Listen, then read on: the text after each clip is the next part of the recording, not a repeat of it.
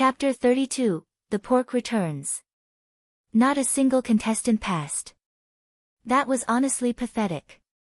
What made it worse was the fact that all of them had decided whole roasted pigs were the way to go. Every single one of them. They saw me fail every person who brought one up, and yet they still thought it was a good idea. Are all of you idiots? I muttered under my breath, shaking my head as the last contestant walked away in defeat. This might be a bit of a problem, Menchie said quietly, glancing nervously at the crowd. She wasn't wrong.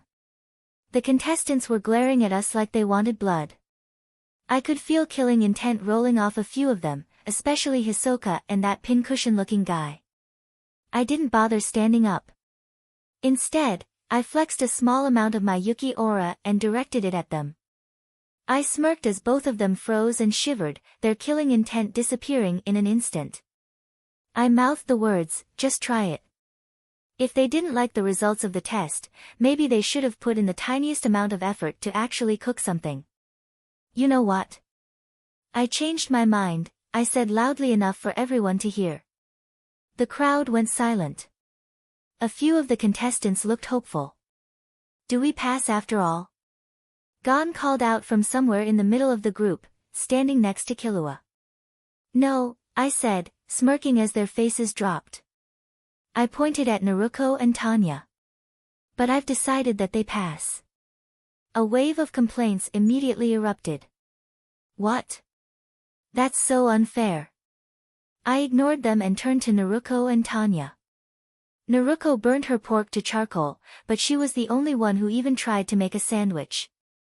Tanya's emergency rations tasted like crap, but at least they were edible. Both of them put in more effort than the rest of you combined, so they pass. Hell yeah, Databane.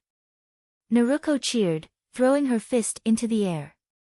Whatever, Tanya grumbled, but I caught the faint grin tugging at the corner of her lips. The little tsundere. The complaints from the crowd got louder. That's clearly nepotism, someone shouted. Of course you'd pass your little sister and your girlfriend, you nine-tailed freak, another yelled. I turned toward the guy who'd said that, glaring as I held up a hand wreathed in blue fox fire. Come over here and say that to my face. I shouted. The guy immediately looked down and didn't say another word. Thought so, I said, letting the flames flicker out.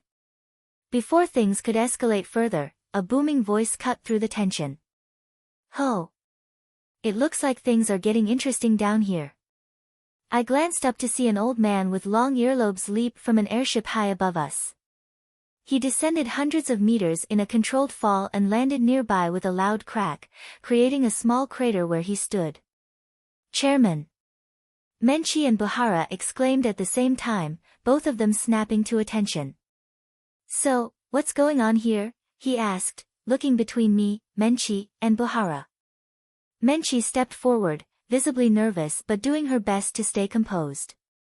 Chairman Netero, sir, only 3 contestants have passed the second stage of the hunter exam, she said, gesturing toward me, Naruko, and Tanya. Netero's gaze shifted to the 3 of us. His expression was unreadable as he looked us over critically, like he was sizing up every detail. You're all certainly strong, he said finally. But the exam must have been far too difficult if so many others failed during only the second portion. Not really, I said. Netero raised an eyebrow at me. Oh. They were all just bad at cooking. Like, cartoonishly bad, I said bluntly, gesturing toward the group of contestants still standing nearby. Burned pork, raw pork, flavorless pork. It's like none of them had even seen a kitchen before today. I paused, looking at the contestants. Anyone want to argue with me? Silence. Not a single person spoke up. A few of them looked embarrassed, while others just avoided my gaze entirely. Be that as it may, Netero said after a moment, clearing his throat, I think you, Menchie, should host another stage of the exam. One with less cooking involved.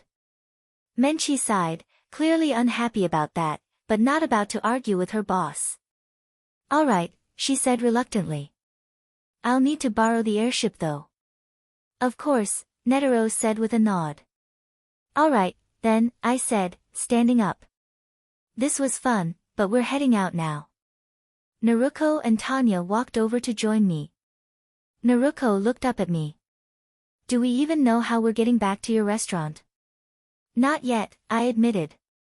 If the goddess left us a door nearby, great. If not, we can backtrack through the swamp. It's not a huge deal. I noticed Netero's eyes widen slightly at my words. You're all leaving? Yeah, I said simply. You don't want to continue the hunter exam? He asked, sounding genuinely curious. Not really, I said with a shrug. I only came here for the pork. My little sister's birthday is tomorrow, and I needed meat for her party. That's why we're here. The chairman raised a hand, stopping us as we started to leave. It would be a shame for such strong contestants to drop out after only the second exam, he said. I paused, glancing back at him. We've already got what we came for. No point sticking around. Menchie spoke up before the chairman could respond. Where we're going next, there's more delicious food. Your little sister will love it, I'm sure. That caught my attention. More delicious food? I asked, raising an eyebrow. Menchie nodded confidently. It's something you'll definitely want to try. I sighed. Fine. We'll stick around for a few more hours. I doubted Menchie was going to lie as a fellow chef, so whatever she had planned was probably worth it. We boarded the airship along with the rest of the contestants. The crowd was still buzzing, people chatting about the unexpected second chance. Killua and Gon ran over as soon as they spotted us. You're so lucky to have a big brother like Haru. Gon said, looking at Tanya. He totally passed you. Tanya crossed her arms and huffed. I passed because of my own talents, not because Haru took pity on me. She turned to me, her eyes narrowing. Right? I avoided her gaze, pretending to be distracted by something on the floor. Her frown deepened. Haru. Killua and Gon burst out laughing. Before Tanya could get any angrier, Kurapika approached with another contestant. The guy was tall and dressed in a suit that looked way too formal for a survival test. Hey there, the suited guy said, holding out a hand. That was a close one. Made me really nervous back there. I'm glad we're getting another chance. Name's Leorio. I shook his hand. I'm Haru. We talked for a while, mostly small talk about the test and how absurd the cooking portion had been. Leorio seemed like a decent guy, even if he complained a lot. After what felt like an hour, the airship landed again. Everyone disembarked, stepping out onto a rocky cliff that overlooked a massive canyon. Menchie walked to the edge of the cliff and turned to face us. This is the next part of the second exam, she said. She pointed down into the canyon. Spider eagles nest here, and their eggs are considered some of the most delicious in the entire world. But they're not easy to get. What's so hard about grabbing an egg? Someone in the crowd asked. Menchie smirked. Watch and learn. Without another word, she jumped off the cliff. Gasps and shouts echoed behind her as she plummeted downward. I watched her calmly, already guessing what was about to happen. Dozens of meters below. She reached out and grabbed an egg from one of the nests on the cliff wall. A massive updraft of wind blew from the canyon, lifting her back up in a smooth arc until she landed gracefully back on the edge of the cliff. She held up the egg with a grin. That's how it's done, she said. If you want to pass this part of the exam, you'll need to get your own spider eagle egg. No exceptions. A few random contestants stepped forward, clearly trying to prove they weren't afraid. One by one, they jumped. The first missed the nest entirely, flailing as they fell into the canyon below. The second managed to grab an egg but miscalculated the updraft and fell, clutching the egg all the way to their death. Same with the third. People hesitated a lot more after watching three men fail to come back up. Menchi stepped forward with her hands on her hips. Those idiots didn't wait for the updraft to blow them back up. Don't be like them, she said bluntly, her voice sharp. I glanced over at Naruko and Tanya. So, either of you want to grab some eggs? Tanya crossed her arms, her face scrunching up in a pout. You already made us get the pigs. You go get the eggs. Naruko chimed in, yeah, Haru. You're the one obsessed with food. Do your thing. I chuckled, stepping toward the edge. Fine, fine. I'll handle it. Without another word, I stepped off the cliff. Gasps erupted from the contestants watching, and I could hear a few muttering things like, he's insane, or he's going to fall. Blue flames ignited under my feet as I casually walked down through the air like it was solid ground. The flames flickered with each step, holding me steady as I descended toward the spider eagle nests. Oh, come on, someone yelled. He can fly too. How? What kind of cheat code is this guy running? Another contestant grumbled. I ignored them and focused on the task at hand. The spider eagle eggs were large, bigger than I'd expected, with a glossy finish. I crouched and started grabbing them by the handful. My ears twitched as I overheard Menchi from above. Better hurry, she said to the others. At this rate, Haru's going to take them all himself. A chorus of complaints followed. Didn't he already pass? Why is he even participating again? The eggs were big, so I wasn't planning to take more than 20 anyway. But they didn't know that, and watching them panic was a little funny. The first to leap off the cliff was gone, with Killua right behind him. They both landed above me, grabbing onto the strong webs that crisscrossed the cliff face. I gave them a small wave. Nice forms. Thanks. Gon called back, already focused on the eggs near him. I finished stashing my collection into my pocket space and started walking back up. As I ascended, more contestants started dropping down, trying their luck. Some managed to catch the webs or land near nests. Others weren't so lucky. I watched as a few missed entirely, plummeting to their deaths below. One man fell dangerously close to me, his arms flailing.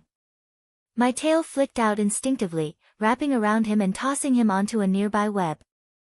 Thank you, the man said, tears streaming down his face as he clung to the web. I nodded at him and continued walking upward. I wasn't going out of my way to save everyone, this was their choice to take part in such a dangerous exam, but I figured one good deed wouldn't kill me. When I reached the top, Menchi, Naruko, and Tanya were waiting for me. Menchi let out an exaggerated huff, her arms crossed. Your abilities are so unfair. Clones, flames you can cook and fly with, you're impossible to compete with. I chuckled, setting down the eggs I'd gathered. So, how do you prepare these things?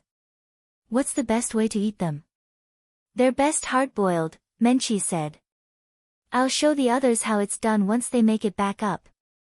We waited until another updraft came, lifting the contestants who'd managed to grab eggs back to the top. Some were clutching their eggs tightly, their faces pale from the experience. Gon and Killua ran over to Tanya.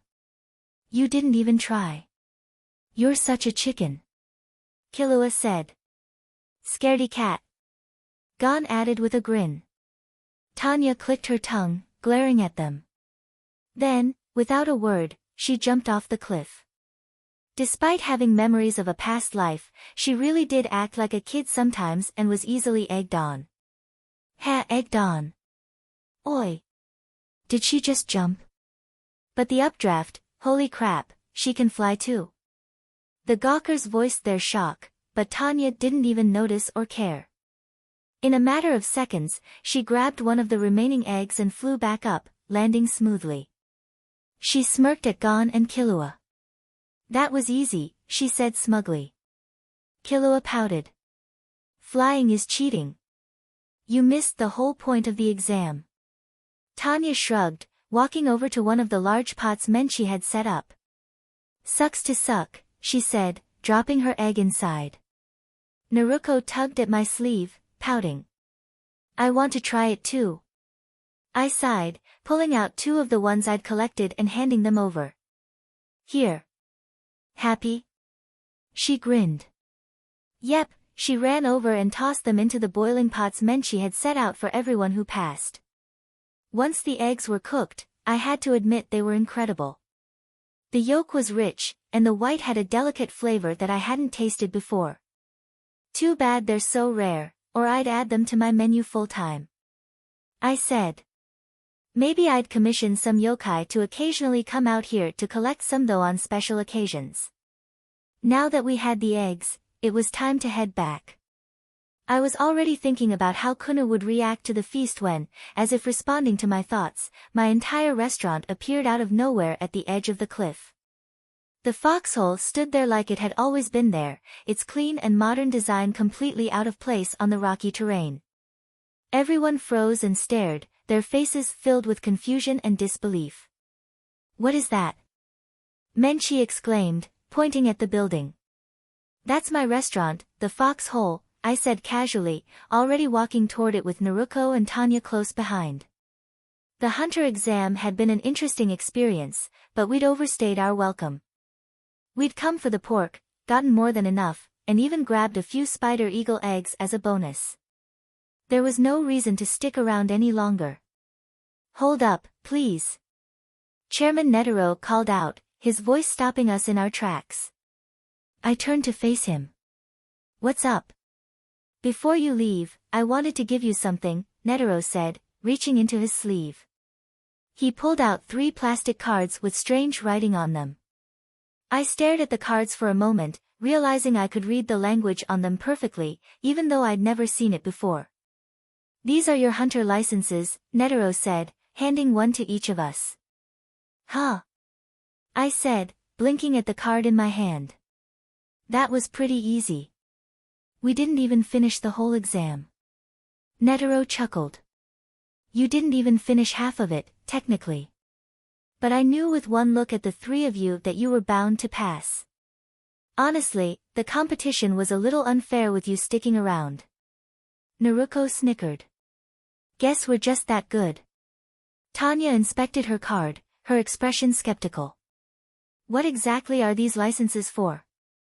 They grant you access to places, information, and resources that regular people can only dream of, Netero explained.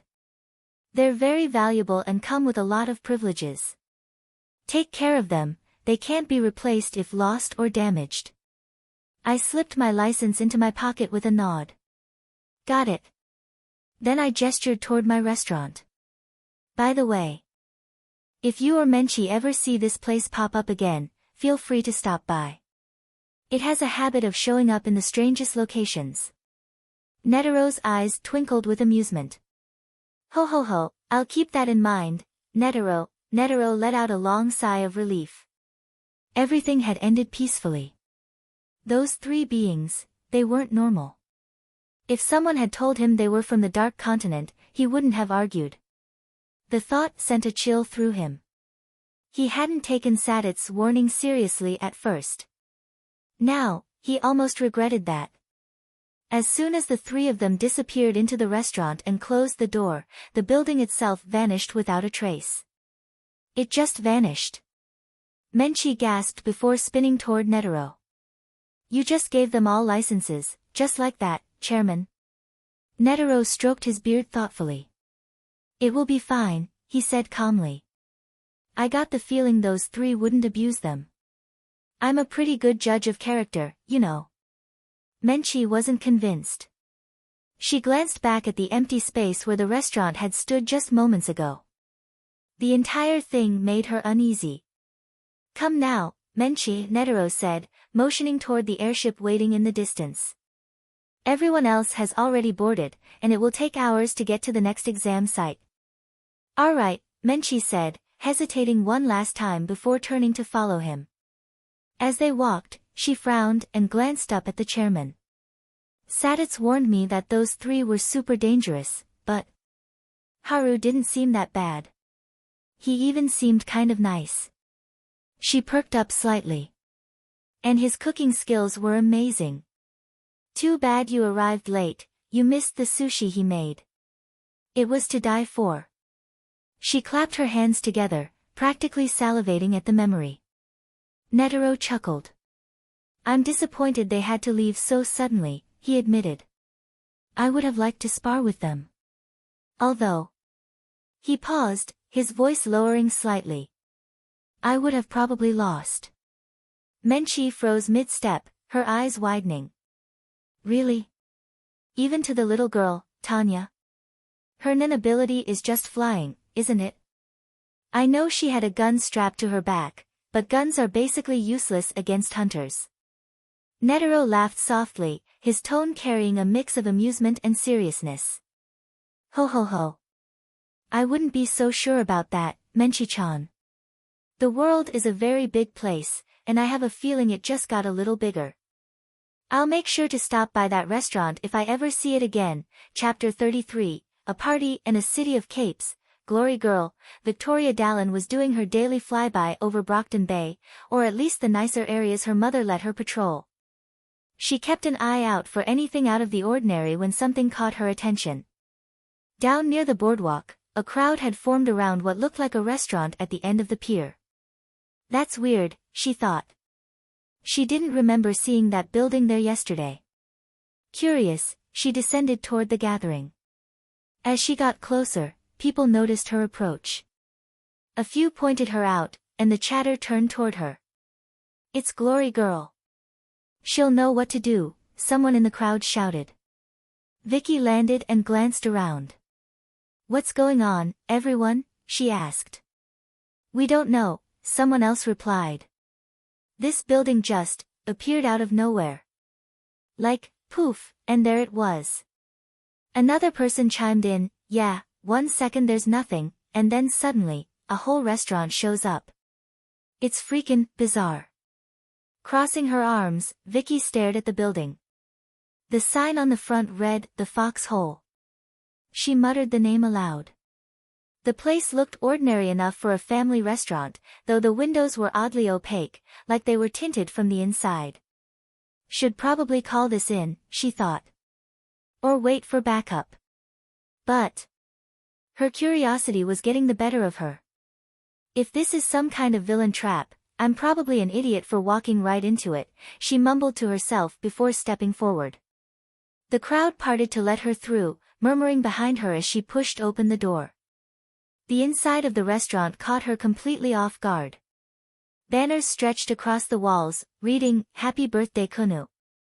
A group of people were gathered around a table, laughing and celebrating like they were at the best party ever. It was definitely a very odd and colorful bunch. Was that guy just a straight-up skeleton? That must be another case 53. She thought to herself. In the middle of it all was a little girl with fox ears and 9 fluffy tails. She was in the process of blowing out the candles on a massive birthday cake while everyone sang for her. Vicky's first thought was how adorable the girl looked, even for a case 53.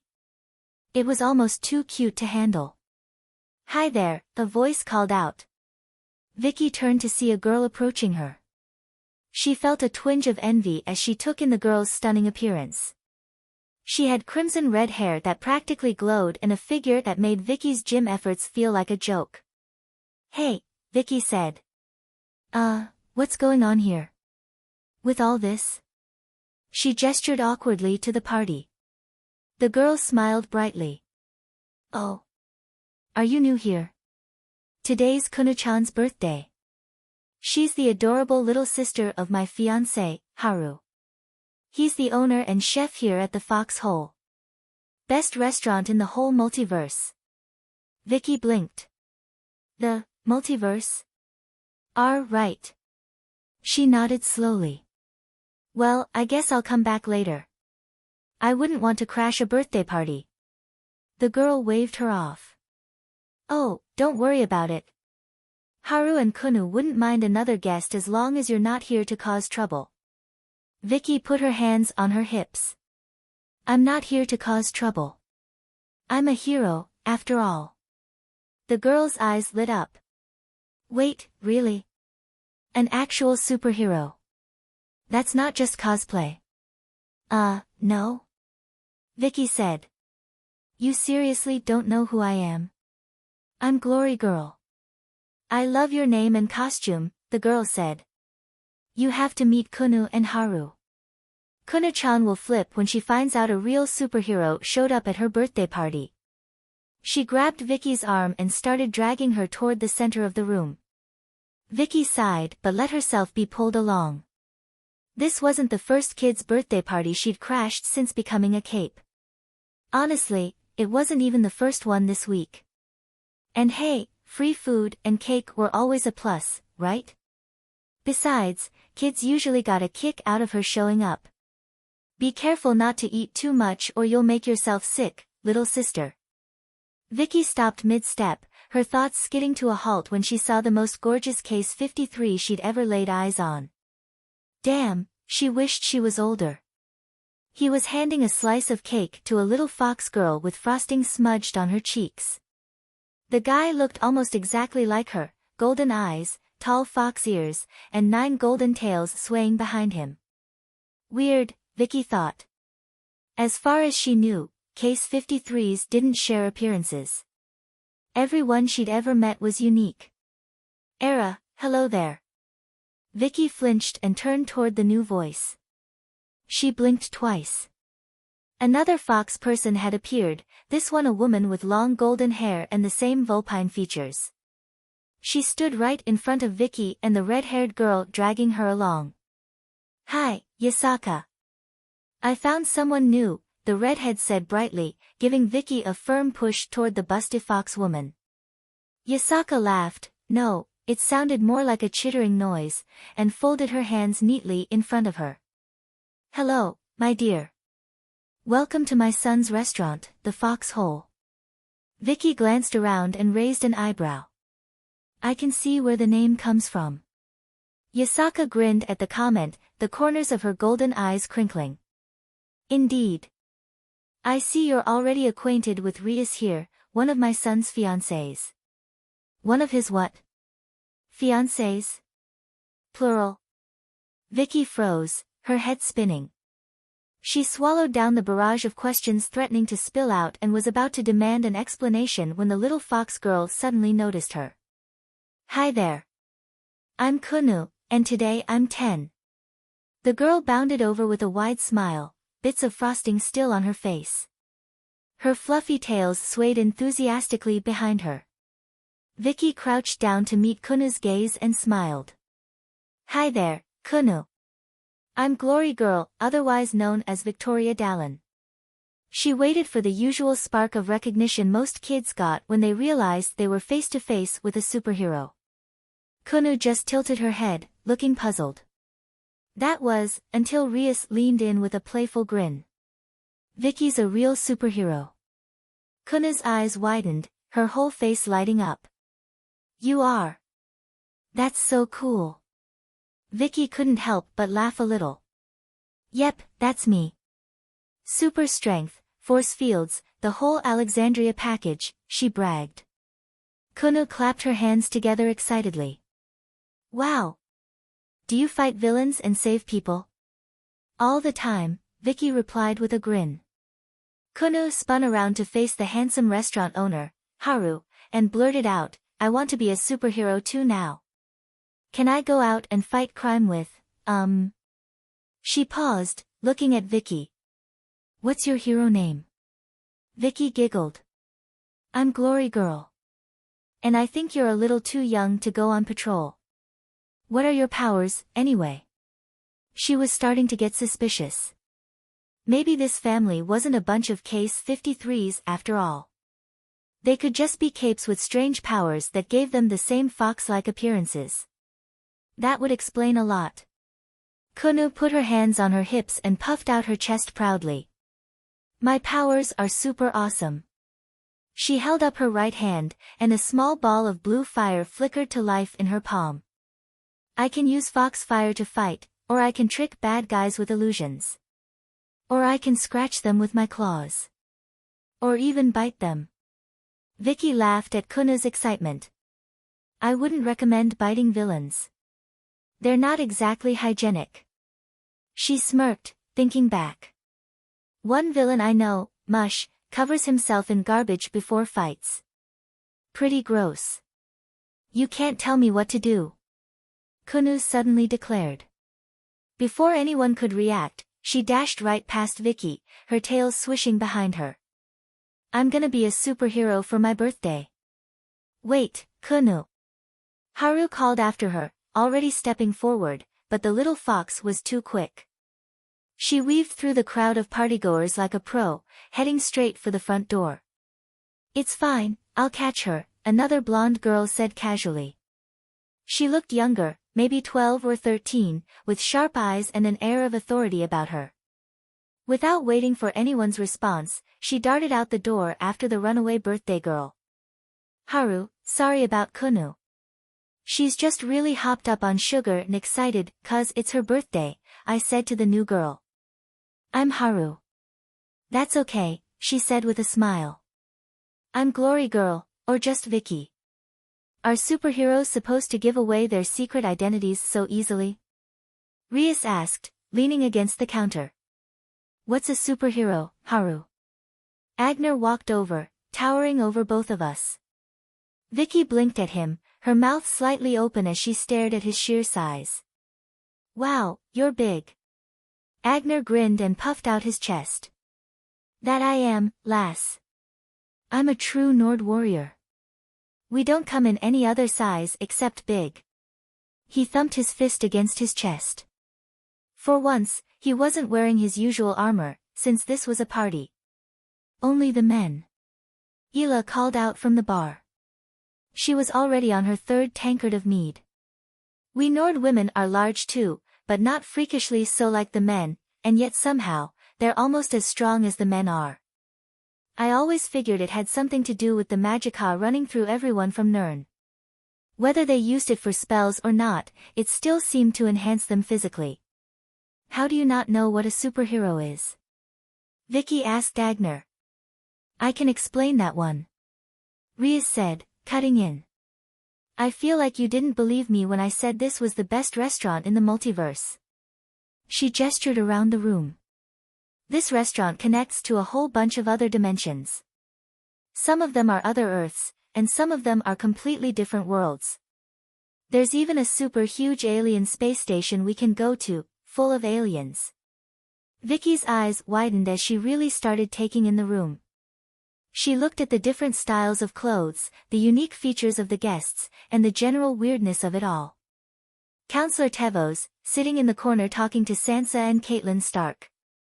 The counselor was very fascinated about the literally impossible weather cycle in their world and wanted to launch a couple probes there to find out what was going on. Vicky's head snapped back to me. That blue lady isn't a Case 53, she's an actual alien?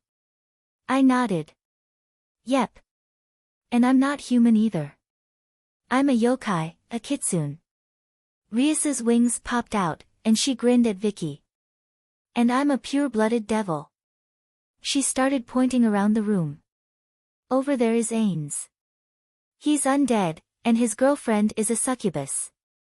I think he also has a vampire girlfriend, but I haven't met her yet. She pointed toward the bar. Over there is Haru's other fiancée, Ela.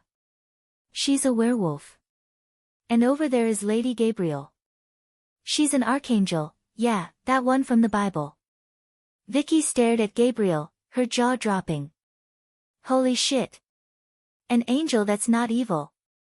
I raised an eyebrow at her. Most angels aren't really evil.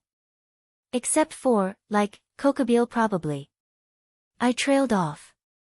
Gabriel tilted her head before gracefully walking over to us. Hello there. Have you met an angel before? This restaurant hasn't connected to any worlds with other angels yet, but I'd be fascinated to meet one. Vicky shook her head quickly, her eyes wide. You don't want to meet ours. She's killed millions of people and destroyed even more lives. Gabriel's expression didn't change, but I noticed her wings twitch slightly. Then, her golden aura started to leak out, glowing brighter and brighter. I grabbed Rias by the arm and scooted her backward a few steps so she wouldn't get burned by that aura. Gabriel's voice cut through the air like a blade. Tell me more about this blasphemous creature. Tanya and Victoria were flying above the city, the skyline a mix of glass towers and older brick buildings that made it clear this was this world's version of America. Below them, Kunou zipped around, her tiny form a blur as she ran through the streets, pretending to be some kind of superhero. People stared openly at her non-human features, her fox ears and tails made her stand out in a big way, but Kunou didn't seem to care. Should we stop her? Victoria asked as Kunou slowed down to help an old lady cross the street. She even did it dramatically, puffing out her chest and walking the lady at a snail's pace, earning a few chuckles from passers-by. Nah, Tanya said, watching from above. I've been watching over Kunou long enough to know it's better to let her burn out all her energy before we drag her back. If we interrupt her now, she'll just sneak out again later. Victoria nodded, glancing down at the little fox as they floated in the sky. I like this new job a lot more than fighting in a war, she said softly. I like just spending time with you peacefully, Colonel. Tanya blushed and cleared her throat, looking away quickly. I like spending time with you too, Victoria. But I'm not a colonel anymore. I'm just a normal salary woman working as a bodyguard for yokai royalty. She crossed her arms, trying to sound casual. Victoria giggled. That doesn't sound normal at all. Down below, Kunou had wandered into a park and was now standing on a bench, speaking loudly to herself. Tanya cocked an eyebrow and leaned in to hear what was going on. All my life, people have looked down on me, Kunou declared to absolutely no one. What is she talking about? Victoria whispered. Tanya smirked and pulled out her phone, already hitting the record button. Yasaka always paid her a bonus for videos of Kunou being adorable, and this was pure gold. She's improvising her superhero backstory, Tanya said. Kunou kept going, her hands on her hips. They thought I didn't have what it takes. They said my lowly fox powers couldn't keep up with the big leagues. They said I'd never be a true superhero. A couple of old ladies walking by cooed at her. Ah, they said, smiling as Kunou kept up her act. But not anymore. Kunou shouted, pointing dramatically at the sky. Now I'm out here, and I'm going to prove everyone wrong by taking down the biggest and baddest villain on these streets. Kunou leapt off the bench and ran up to a teenage girl walking 3 dogs. The girl stopped and stared as Kunou struck a pose. You there. I am Kunou, the most powerful hero this city has ever seen. Show me where the most evil villain in this city is, she declared. The girl stared at Kunou blankly before leaning down and sniffing her. Tanya frowned. That was unexpected. You smell like a fox, but that's still a canine, the girl said finally. So that means you're a good person. She stood back up and nodded. There's an evil villain named Hookwolf. I hate him. He likes to hurt dogs. I like dogs. I want to hurt him. Kunou gasped so loudly Tanya heard it from above. Her tail swished wildly, practically vibrating with energy. An animal abuser? That's the most evil person in the whole world. Let's go beat him up, she shouted. The girl nodded seriously. I'm bitch, she said, then put 2 fingers to her lips and let out a sharp whistle. Tanya and Victoria froze in the sky as the 3 cute dogs at bitch's side transformed into gigantic, monstrous creatures. The girl grabbed Kunou and plopped her onto the back of one of the massive beasts before climbing onto another herself. The people in the park scattered, staring nervously as a cheering Kunou rode off with bitch and her giant dogs to take down Hookwolf. Well, Tanya finally said, still holding her phone. I wasn't expecting that to happen. I guess we should follow and see where this goes. If the villain's too strong, you or I will have to step in, of course. She turned to Victoria, only to see a fiery determination in her eyes. An animal abuser. Victoria said fiercely. What a monster. I hope Kunou-chan gets his ass. Chapter 34, Puppies, Kunou, Sanju. Hiss ho. Shiju Saikyu. Nandatanda. Furasudarishan. Or Watamuranai. One Punch. Kanryu. Rensen Rinsho. Or Wakatsu. Tsunenai Katsu. Ass-ho.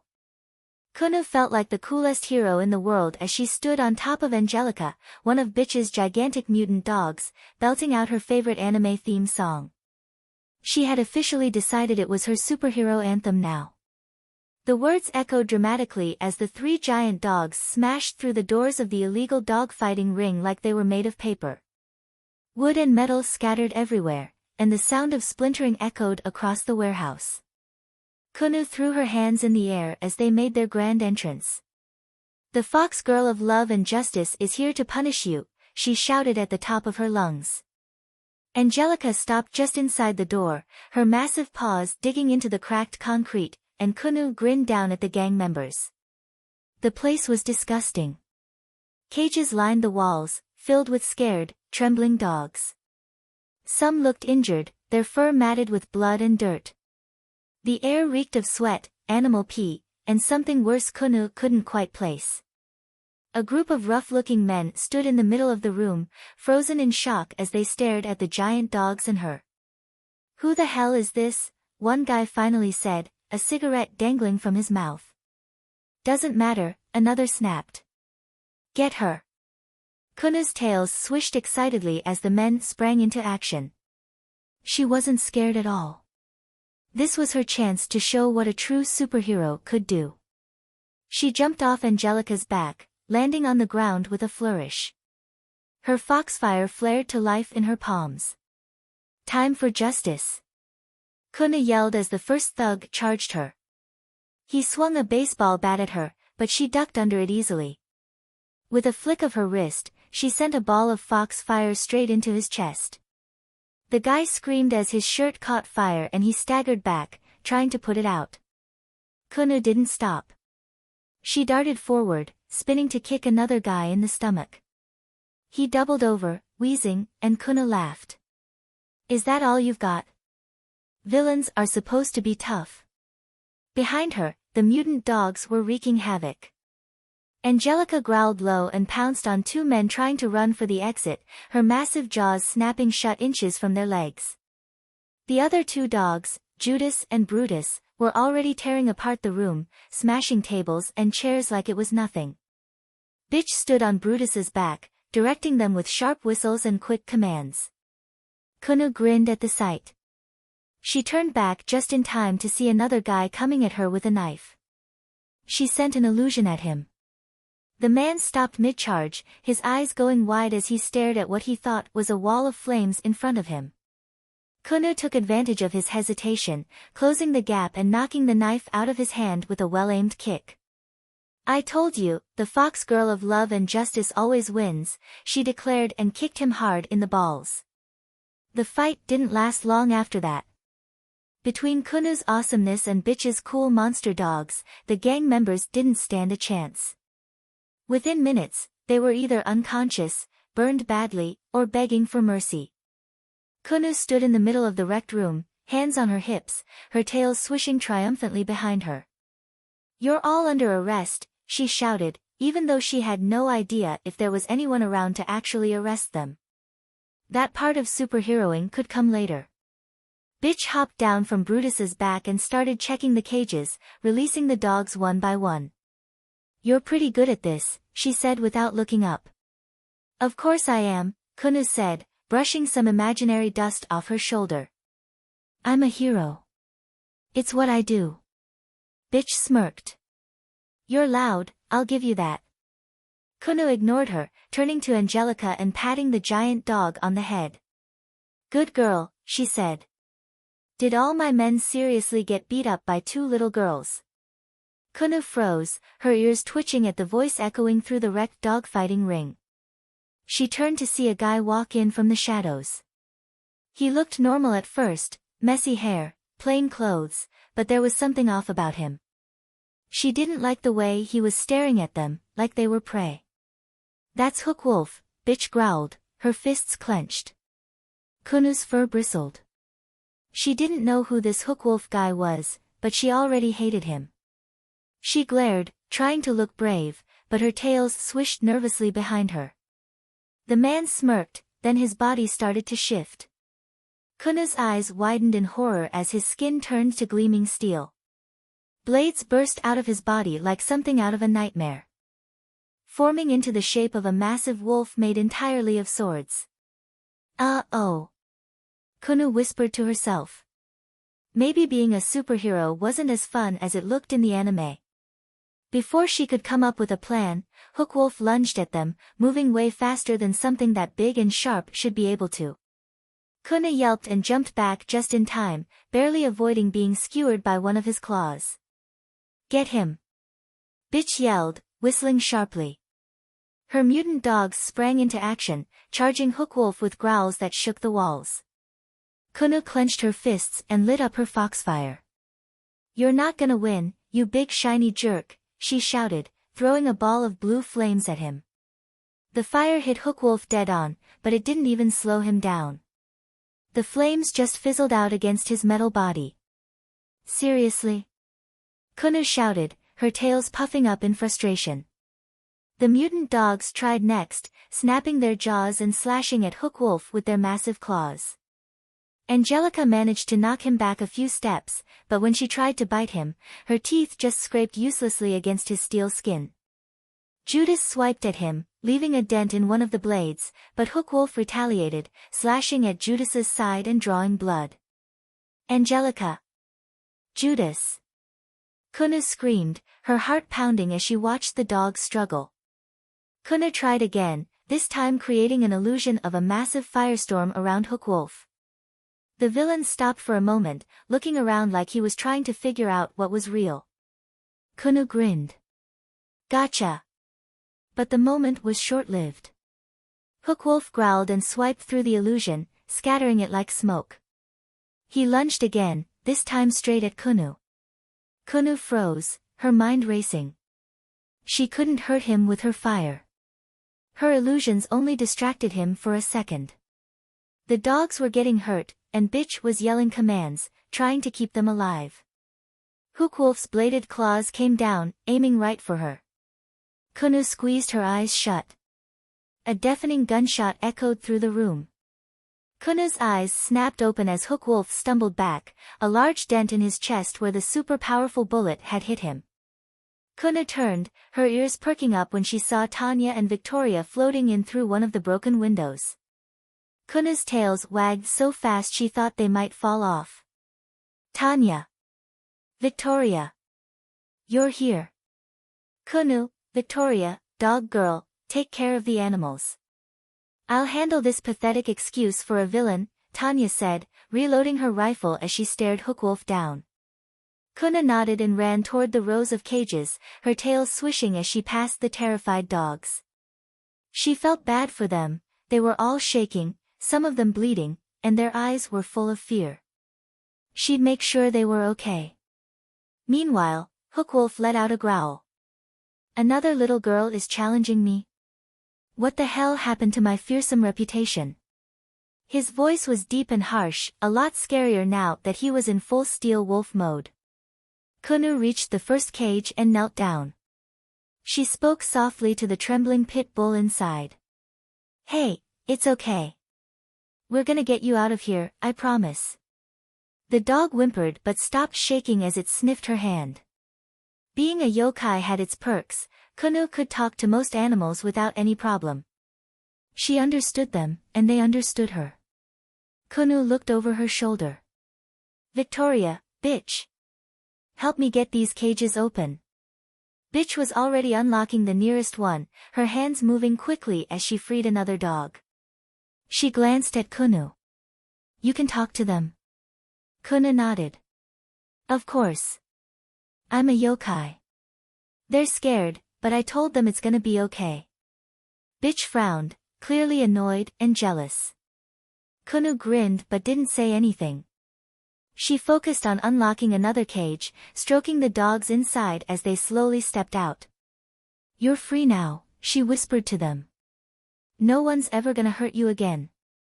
As the three of them worked to free all the dogs, the sounds of explosions and gunfire echoed through the warehouse. Kunou couldn't help but glance back to see what was happening. Hookwolf was a mess. His steel fur was scorched, some of it broken and hanging off in jagged pieces. Every time he tried to get close to Tanya, she blasted him away with another explosive round. The ground around them was covered in scorch marks, and Hookwolf looked like he didn't know whether to keep fighting or give up. "This isn't fair," Hookwolf shouted, his growl less intimidating now that he was limping and struggling to move. "Fair?" Tanya let out a harsh laugh, firing another round into his shoulder. "Listen to yourself. You're a washed-up loser running a dog-fighting ring to feel powerful. And don't think I don't know you're one of those pathetic little Nazi wannabes. What's the matter? Can't cut it as a real man, so you prey on animals instead?" Hookwolf snarled, struggling to stay upright. "Shut up. Make me," Tanya snapped, aiming her rifle at his legs and firing again. The blast sent him stumbling back into the wall, leaving another dent in his steel body. "Look at you. You're supposed to be a big, bad villain, and here you are getting your ass handed to you by a little girl. What a joke." Kunou giggled as she worked. Tanya was so cool. She turned back to the dogs, her ears twitching as she listened to their soft whines. "I know it's loud," she said gently. "But the bad guy's losing, okay? You're all safe now." One of the bigger dogs, a German Shepard with scars across its face, nudged Kunou's hand. "Thank you," it said in a soft, gruff voice only she could hear. Kunou smiled. "You're welcome. Go follow Bitch. She'll take care of you." Bitch, who was still freeing dogs from the cages, glanced over at Kunou again. "You really can talk to them?" "Yep." Kunou stood up, brushing her hands off. "They like you, by the way. Even though you're grumpy." Bitch snorted. "Whatever." Another loud explosion made Kunou look back. Tanya had just hit Hookwolf with a shot so powerful that he slammed into the far wall, leaving a dent in the metal. He tried to stand up, but his legs gave out, and he collapsed in a heap of broken steel. "Stay down, you pathetic excuse for a villain," Tanya said, walking toward him. "You're not a wolf. You're not a man. You're just trash, Haru." It had been more than 15 minutes, and I was starting to think it was time to track down Kunou and the others. Not because I was actually worried for them, no, that wasn't it. I was worried about what kind of trouble those two could get into. I let everyone at the restaurant know I was stepping out for a bit to bring back the birthday girl who'd apparently forgotten all about her own party in her excitement. Glory girl, Vicky, offered to come with me. I shrugged and told her to keep up as I stepped out into this strange new world. The first thing I noticed was that the restaurant was perched on a pier overlooking a nasty-looking harbor. The water was full of trash, broken boats, and what looked like an oil slick. There was even a massive cargo ship grounded in the bay, blocking most of it off. All of that was going to need serious cleaning up, but that wasn't my problem right now. I needed to find Kunou. I sniffed the air, hoping to catch her scent, but human cities were the worst for that. Too many gross smells, garbage, exhaust fumes, and who knew what else, clogged up my nose. I glanced around and spotted a human staring at me like I'd just stepped off a spaceship. I walked up to him and asked if he'd seen a little girl who looked like me running through here. He blinked a few times, then awkwardly pointed off into the city. "Thanks," I said before jogging off in that direction.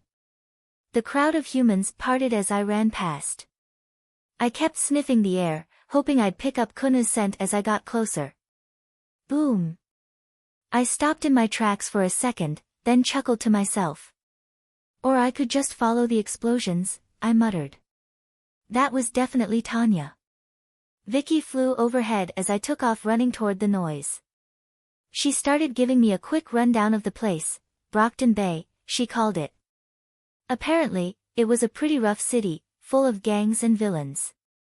Great. Just what Kunou needed on her birthday. We were getting closer to the explosions when I heard the roar of a motorcycle coming up fast behind us. I glanced back, just in time to see a guy on a sleek bike pulling up alongside Vicky. "It's Armsmaster," she called out, glancing at me like she wasn't sure how I'd react. "Who's Armsmaster?" I asked, not slowing down. "He's a hero, he's just a little intense," Vicky said with a cringe as the rider pulled up. This Armsmaster guy rolled up on a futuristic motorcycle that looked like it came straight out of a sci-fi movie. His armor was just as impressive, sleek, high-tech, and honestly way cooler than Shepard's. I had to admit, it was pretty badass. He got off the bike and immediately started grilling me. "Who are you? What are you doing in this city?" I crossed my arms. "I'm Haru, I'm just here to pick up my little sister," he cut me off, holding up a hand. "Doesn't matter who you claim to be. You're clearly an unregistered parahuman. That makes you a threat." I narrowed my eyes. "A threat? I just told you, I don't care what you told me," he snapped. "Villains lie all the time. You've got about 10 seconds to surrender, or I'll take you down myself." I blinked at him, caught between disbelief and irritation. "You think I'm a villain? Based on what? The ears and tails?" Armsmaster pointed his halberd at me, his grip tight. "That's right. I've gotten reports of explosions in this area.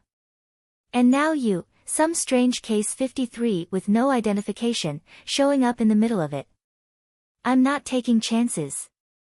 As the leader of the Protectorate and this city's heroes, I'm declaring that you're under arrest," he declared. I guess. That didn't sound very legal, but this was a whole new world, so who knew if that was how it worked. Vicky flew down, landing between us. Wait.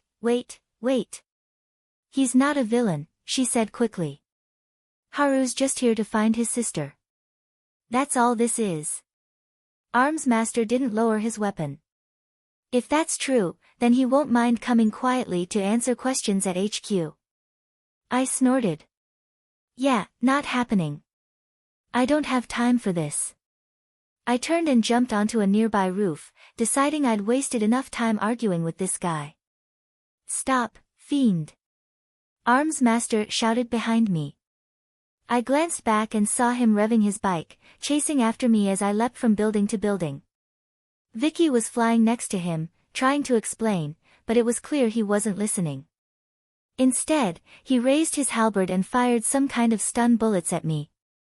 Electricity crackled as they hit my back, making my muscles twitch for a second, but that was it. "Alright, that's it," I muttered. I spun around and threw a ball of foxfire straight at his bike. The fireball hit dead on, and the front half of his motorcycle melted instantly. Sparks flew everywhere as the bike screeched to a stop, sending Armsmaster flying into a trash can on the side of the street. I couldn't help but laugh. The city's top hero was now sitting in a pile of garbage, his armor covered in banana peels and empty soda cans. Vicky flew over to him, looking half worried and half exasperated.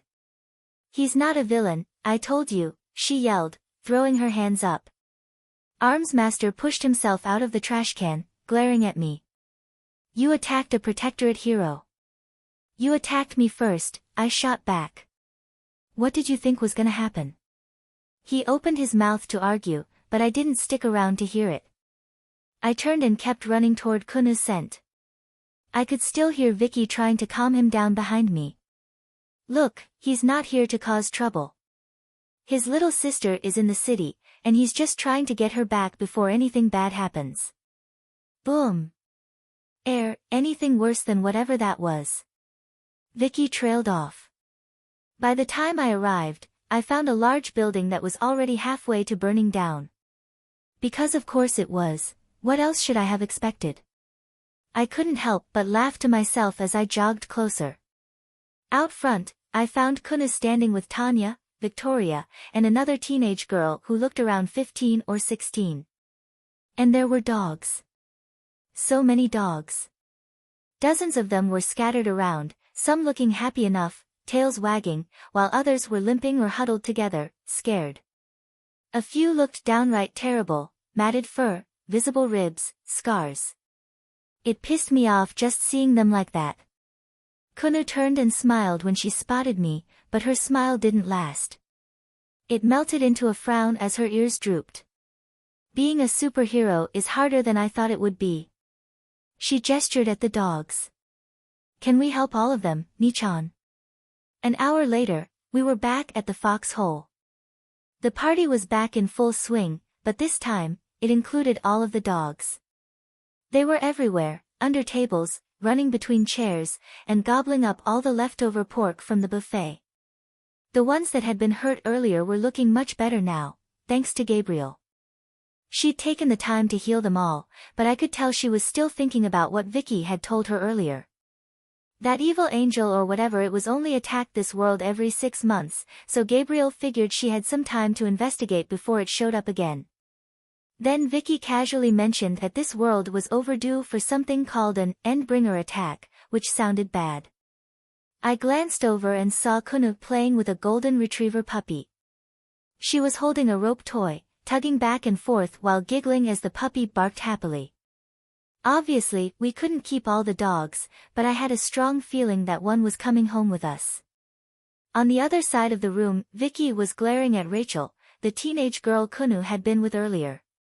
Turned out her cape name was Bitch, but nobody here was willing to call her that.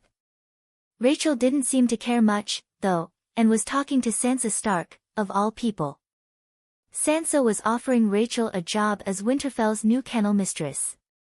Rachel looked like she was seriously considering it. Vicky didn't look like she was having it. You can't hire her, she hissed, loud enough for everyone to hear. She's a murderer. Sansa blinked at Rachel. Is that true? Rachel shrugged. The woman I killed was trying to drown my puppy. Oh, Sansa said, then nodded. Well, if that's the case, then she had it coming. Exactly, I said. Vicky turned to me, her mouth hanging open. You think that's okay? Of course, I said. Animals and humans have the same rights under yokai law. If someone tries to kill your dog, then you're well within your right to kill them right back. I crossed my arms. That's harsh, Vicky said. I shrugged. A lot of yokai connect more with animals than humans. You did nothing wrong, lass. Agner strolled over and clapped Rachel on the shoulder. In Skyrim, you can get a man if he tries to kill your chicken.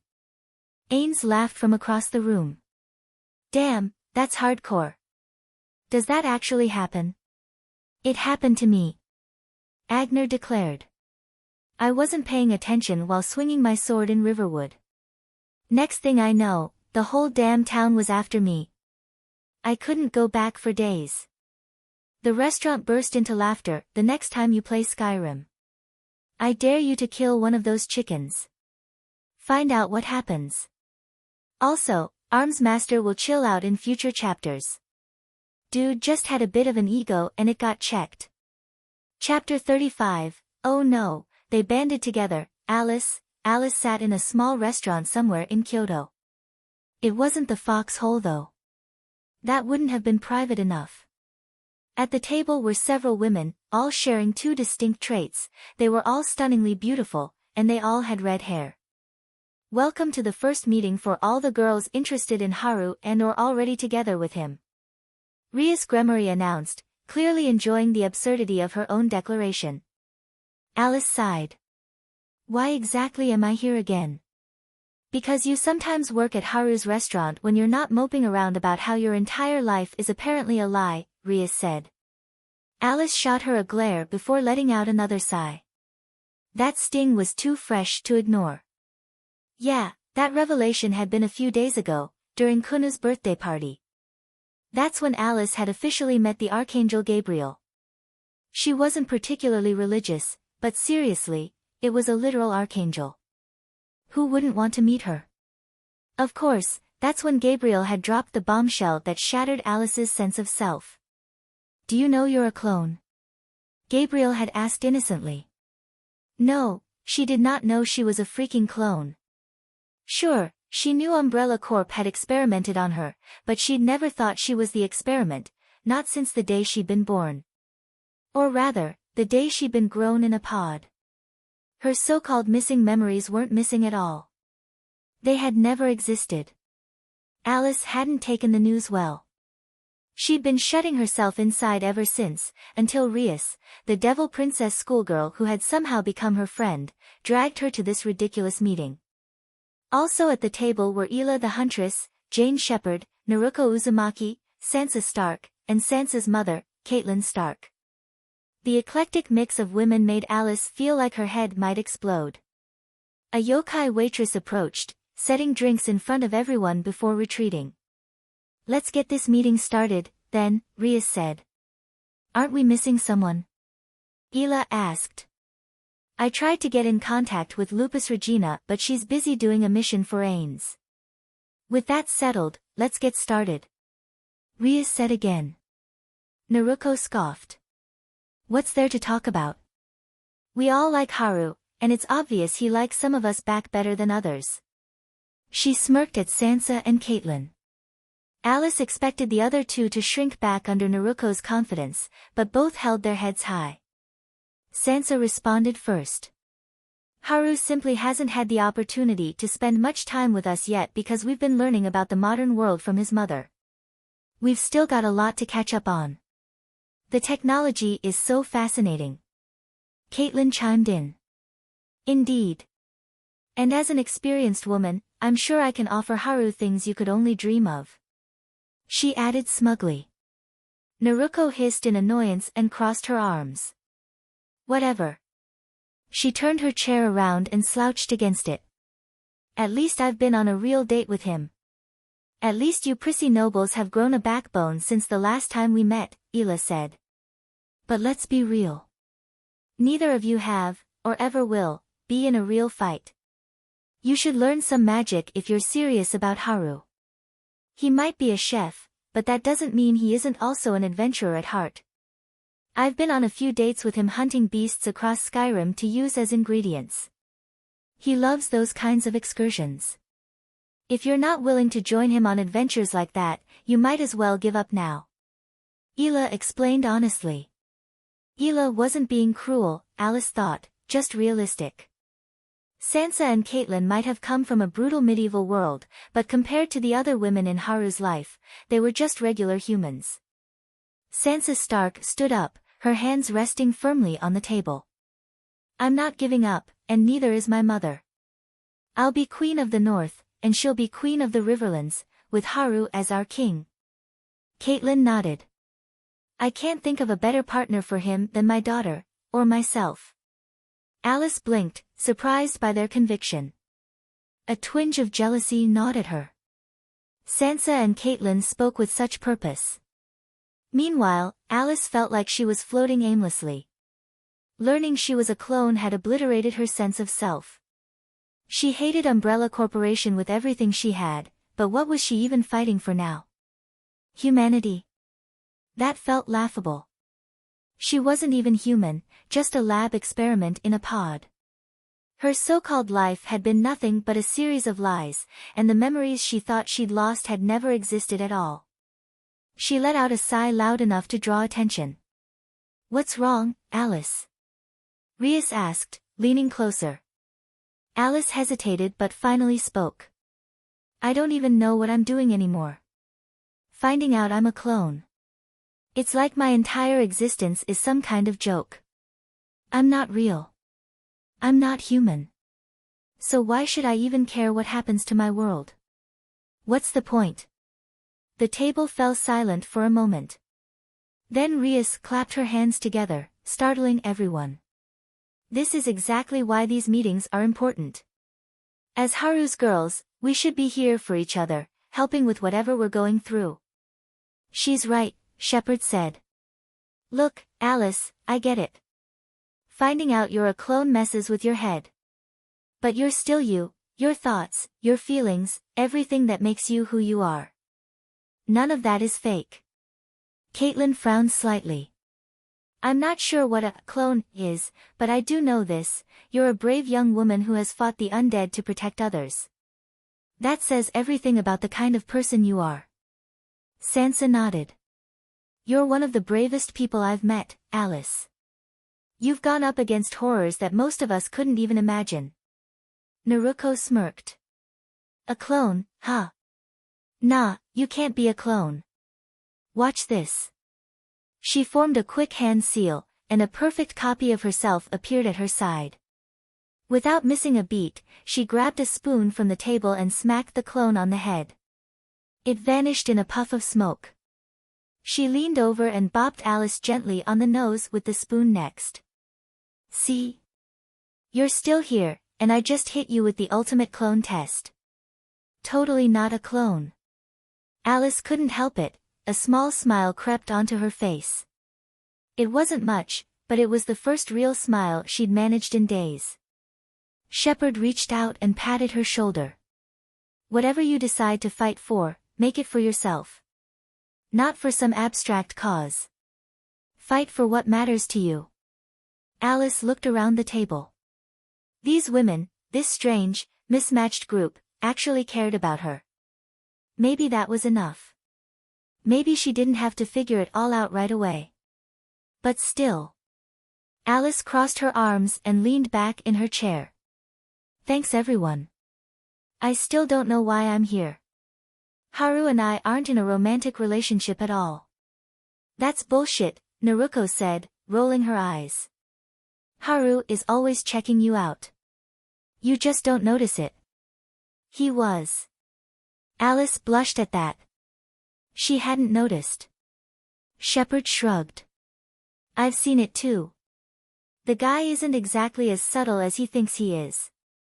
Then again, I've been trained to spot small things like that. Alice frowned. You're exaggerating. He's just being nice. I work in his restaurant sometimes, that's all. Rias snorted. Seriously? You've probably spent more time with Haru than any of us. You're practically glued to the foxhole. He'd have to be blind not to notice you. Naruko grinned. Exactly. And let's be real, you're hot. No way Haru doesn't think so. Alice felt her face heat up. You're all just imagining things. Caitlin, who had been quietly sipping her drink, finally spoke up. Alice, it's clear to everyone here that Haru cares about you. Alice stared at the table, her thoughts a jumble. She didn't want to admit it, but maybe there was some truth to what they were saying. I guess I've never thought about it like that, Alice muttered. Haru, I was halfway through one of Enri's dishes, a simple stew she'd been practicing for weeks. It was good, better than good, actually. The flavors were balanced, the meat was tender, and the broth had just the right amount of seasoning. This is fantastic, I said. You've improved so much. Enri's face lit up. Really? I was so worried it wouldn't turn out right. You nailed it, I said, grabbing another spoonful. Keep this up, and you'll have people lining up for your food. Before she could reply, the door to the restaurant creaked open. Alice walked in, looking nervous. She hesitated just inside the door. I chuckled nervously myself. How'd the meeting with the other girls go? I'd been a little freaked out myself when Rias sent me a text saying she was setting up weekly meetings with all the redheads in my life. Still, it wasn't exactly unexpected. I had a harem, after all. Something like this was bound to happen eventually. Alice walked closer, and something in her posture shifted. She looked determined now. Haru, I want to go on a date with you, she said bluntly. I blinked, caught off guard. Growling. Another one. Enri hissed behind the counter. Where do you want to go? I asked, ignoring Enri's reaction. It wasn't that I didn't know about Enri's crush on me, I just chose to ignore it because she was too young and I kind of saw her as more of another little sister at this point. Kind of like how our family had started seeing Tanya. Alice smiled in relief. I want to see Brockton Bay. I know it's not exactly the America I used to dream about, but I still want to see it. Even if my memories are fake, I want to experience something real. I grinned. Sounds like a plan. I turned to Enri. Watch the shop while I'm gone. If anyone stops by for food, call me. Not that I expect anyone this late. It was already past 8 p.m. Henry begrudgingly nodded, still glaring at Alice as we walked out into the city of Capes. Since this was technically a date, spontaneous as it was, I decided to dress up and snapped my fingers. A solid enough illusion projected itself over my clothes and made it look like I was wearing a nice black suit. Alice's outfit also changed into a short black dress, although she was still wearing her regular combat boots. Alice smiled at me and wrapped her arm around me as we walked down Brockton Bay's boardwalk. Emily Piggott, director of the Brockton Bay PRT, sat behind her desk, staring down Armsmaster with a glare that could burn through steel. "Do you know what you did wrong?" she asked. I engaged another parahuman in combat without knowing his full capabilities first. Armsmaster said bitterly. "It's been a week, and I still haven't been able to repair my motorcycle. That was really expensive to put together." Emily facepalmed, her patience nearly at its breaking point. Why was this guy the leader of the Protectorate again? She'd always thought Miss Militia would have been a better choice. "No, Armsmaster. What you did wrong was act hostile and attack a Case 53 parahuman without any proof of him committing a crime. Especially when we later found out from the Nazis we captured, including Hookwolf, that this Haru does, in fact, have a little sister. A little sister who stormed into Hookwolf's dogfighting pits with Hellhound of all people and proceeded to take down the entire operation with the help of only 2 other girls." She leaned forward. "That's 3 extra parahumans in this city we know next to nothing about, besides the fact that they're all very popular for taking the Nazis down a few pegs. Had you simply been cordial to Haru, we could have gotten a lot more information." Armsmaster crossed his arms. "You weren't there. You didn't get the same vibe that I did when I saw the guy. It felt like I was standing in front of an actual endbringer. I had to bring him in." Emily grimaced. She wished he had told her that information earlier. Especially since it's now been a full week since the incident, but even so, just because someone is dangerous doesn't give Armsmaster the legal right to attack them. "I say we just storm that restaurant on the pier and interrogate everyone inside." "Why are we waiting?" he asked. Emily let out a long sigh. "We've been over this. I got orders from the head director herself, Costa Brown. No member of the Protectorate or the wards is to go near that restaurant under any circumstances unless invited by someone inside. The only exception is Glory Girl, and she was grounded for a week by her mother after what happened." Armsmaster grumbled, his fingers twitching against his gauntlet.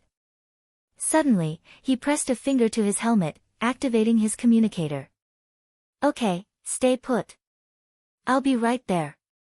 He turned to Emily, his tone sharp. "That was Vista. She just spotted Haru on the boardwalk with a red-haired woman we haven't seen before. They're currently confronting Lung. I have to stop them. I promise I'll handle it better this time." Before Emily could respond, he turned and stormed toward the door. "What did you just say?" "Wait," she shouted after him, but he was already gone. "I fucking hate parahumans sometimes," she muttered under her breath. She reached for her phone so she could start dialing the heads of the police and fire departments. If Lung had come out personally, then there was going to be a fight. She hoped the boardwalk didn't get wrecked. It was one of the few nice parts about the city. "Haru," we strolled along the boardwalk, Alice's arms wrapped tightly around my left arm. People stared, probably because of my kitsune features. Or maybe they were just jealous that I had a gorgeous woman hanging off my arm. I smirked at the thought. We stopped at a food cart to grab some ice cream. I cringed after the first bite. Factory made, definitely not homemade. The taste offended me as a chef, but I ate it anyway because Alice seemed to enjoy hers. She was smiling, and that was worth it. We made our way down to the beach and sat on the sand. The rusty tanker lodged in the bay ruined the view of the water. "That thing's kind of an eyesore," Alice said. "Want me to melt it down?" I asked. Should only take a couple of minutes. Some nearby humans, clearly too curious for their own good, scurried off in fright after overhearing that comment. Alice thought about it before shaking her head. No. It's nice enough just sitting here without any undead trying to eat me. She leaned her head on my shoulder, and I wrapped my arm around her back. For a spur-of-the-moment date, this wasn't going too bad. At least, not until I heard someone approaching from behind. The scent of dragon filled my nose, accompanied by a hint of malice. Walk away, man. This won't end well for you, I said, not even looking back. The guy chuckled. He spoke in Japanese. I came all this way to meet a nine-tailed fox. My Kaa-san told me stories about them as a child. How could I miss the opportunity to not recruit a Case 53 that looks like a kitsune into my gang? There's always one asshole, I muttered. Absolutely, Alice agreed. We stood and turned around to face him. He was a large Asian man with a smug grin. The ABB doesn't take gaijins, though, so ditch the bitch. Or better yet, she'd fetch a nice price in one of our slave brothels. My tail swayed angrily behind me as I ran a hand through my hair and took a deep breath. Why'd you have to say that? Now I can't let you walk away. Instead of backing down, the man smirked and cracked his knuckles. Good. My gang doesn't need any pussies. You'll learn the rules after I beat you and drag you home. My name is Lung. Alice looked like she wanted to shoot him herself. I told her I'd handle it. She giggled. I've never had a guy defend my honor before. Kick his ass, Haru. Lung laughed. Your boyfriend's bit off more than he can chew, gaijin whore. Alice shook her head. I haven't been living in Kyoto long, but I've been there long enough to know you don't fuck with nine-tailed foxes. They're considered gods for a reason. There's no such thing as gods. Lung roared and charged, his fist cocked back. I let the first punch land on my cheek. A crack rang out, and Lung cursed, cradling his broken hand. Is that all? I said. I'm just getting started. Lung yelled as his hand snapped back into place. His scent grew stronger, and his eyes became slitted. He threw another punch at my left cheek, and the same thing happened, another broken hand. Fuck. You're tough, he growled as his body grew larger, his skin turning faintly red. That is a weird-ass superpower, I muttered. Lung kicked at my stomach, and I caught his leg, snapping it like a twig. Lung screamed and grew even larger. His scent was now obviously a dragon. Horns and scales started forming, and the nearby humans panicked, screaming and running. Lung's rampaging. We need to get out of here. Those two idiots are going to die. No one believed in me. I shook my head and decided to put on a show. Alice wasn't like regular girls, she liked violence. And who wouldn't enjoy watching me kick the shit out of a dragon? I lunged forward, claws and fists swinging, and started beating the living hell out of him. Alice supposed she should have expected something like this to happen. After hearing stories about Naruko and Ila's chaotic dates with Haru, it seemed inevitable. Powerful beings always attracted trouble. You need to get out of here, lady, a young girl in a superhero costume shouted, running up to Alice. She couldn't have been older than 12. Alice giggled. You're adorable. The girl frowned. I'm not adorable. I'm a hero. An adorable hero, then, Alice said with a nod. But I'm perfectly safe. She had to step quickly to her left as a red fireball streaked past her, narrowly missing. It exploded against the sand where she had been standing. Lung, who now looked less human and more dragon with every second, had thrown it at Haru in a desperate attack. The girl gave Alice a deadpan stare. Alice shrugged. I dodged it just fine. At this point, Lung was over 15 feet tall, his body completely transformed into that of a massive, scaly dragon. Despite the size difference, Haru was still handing the guy his ass. Each blow Haru landed made Lung roar in frustration. Alice's attention shifted as the rumble of a motorcycle caught her ear. A man wearing blue armor pulled up on a Harley. "You're the guy who attacked Haru last week," Alice said. "I thought he said you had a cooler-looking motorcycle." The man clicked his tongue under his helmet. "That fox ruined my multi-million-dollar bike. I haven't had time to fix it yet. This is just a rental." "Is that so?" Alice replied with a shrug, glancing back at the fight. Lung was now 20 feet tall, his form towering over the surrounding area. "How much bigger is he going to get?" "We don't know," Armsmaster said. "We've never seen him reach his full angry peak. Haru needs to stop and get away before Lung destroys the city. We won't be able to stop him at this rate." He turned to the young girl. "Vista, get this woman out of here." "I'm not going anywhere," Alice said, stepping away before Vista could grab her. "It doesn't matter how big that guy gets. Haru is going to win." Rhea war. "Why can't I hit you?" Lung screamed in the distance. "Sounds like a skill issue to me," Haru called back, dodging the massive red claws with ease before slapping the dragon across the face with his fox tails. "Whoa!" Vista mumbled, watching in awe. "Lung is getting owned."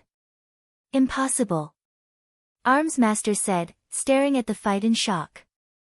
"Haru, I decided it was time to teach the angry dragon who was the top monster." Lung had grown to 40 feet tall, sprouted wings, and was covered in flames. His massive, glowing red body actually looked kind of badass, I had to admit. Too bad he was clearly an evil asshole. Freaking superhero worlds. Blue flames surrounded me as I shifted into my full form.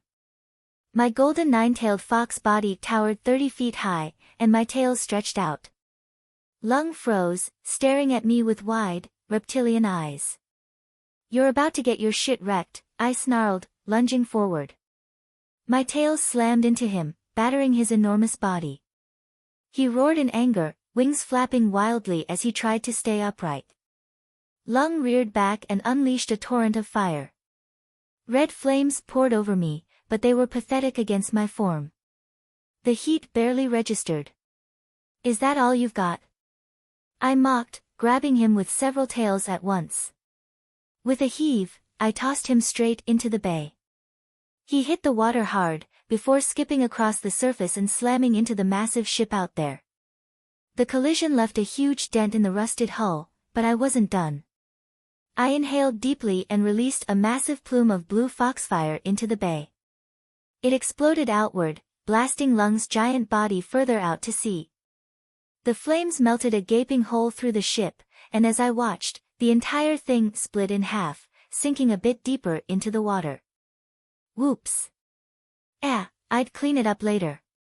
I quickly sprinted across the surface of the water. Walking on water was no problem even with my massive form.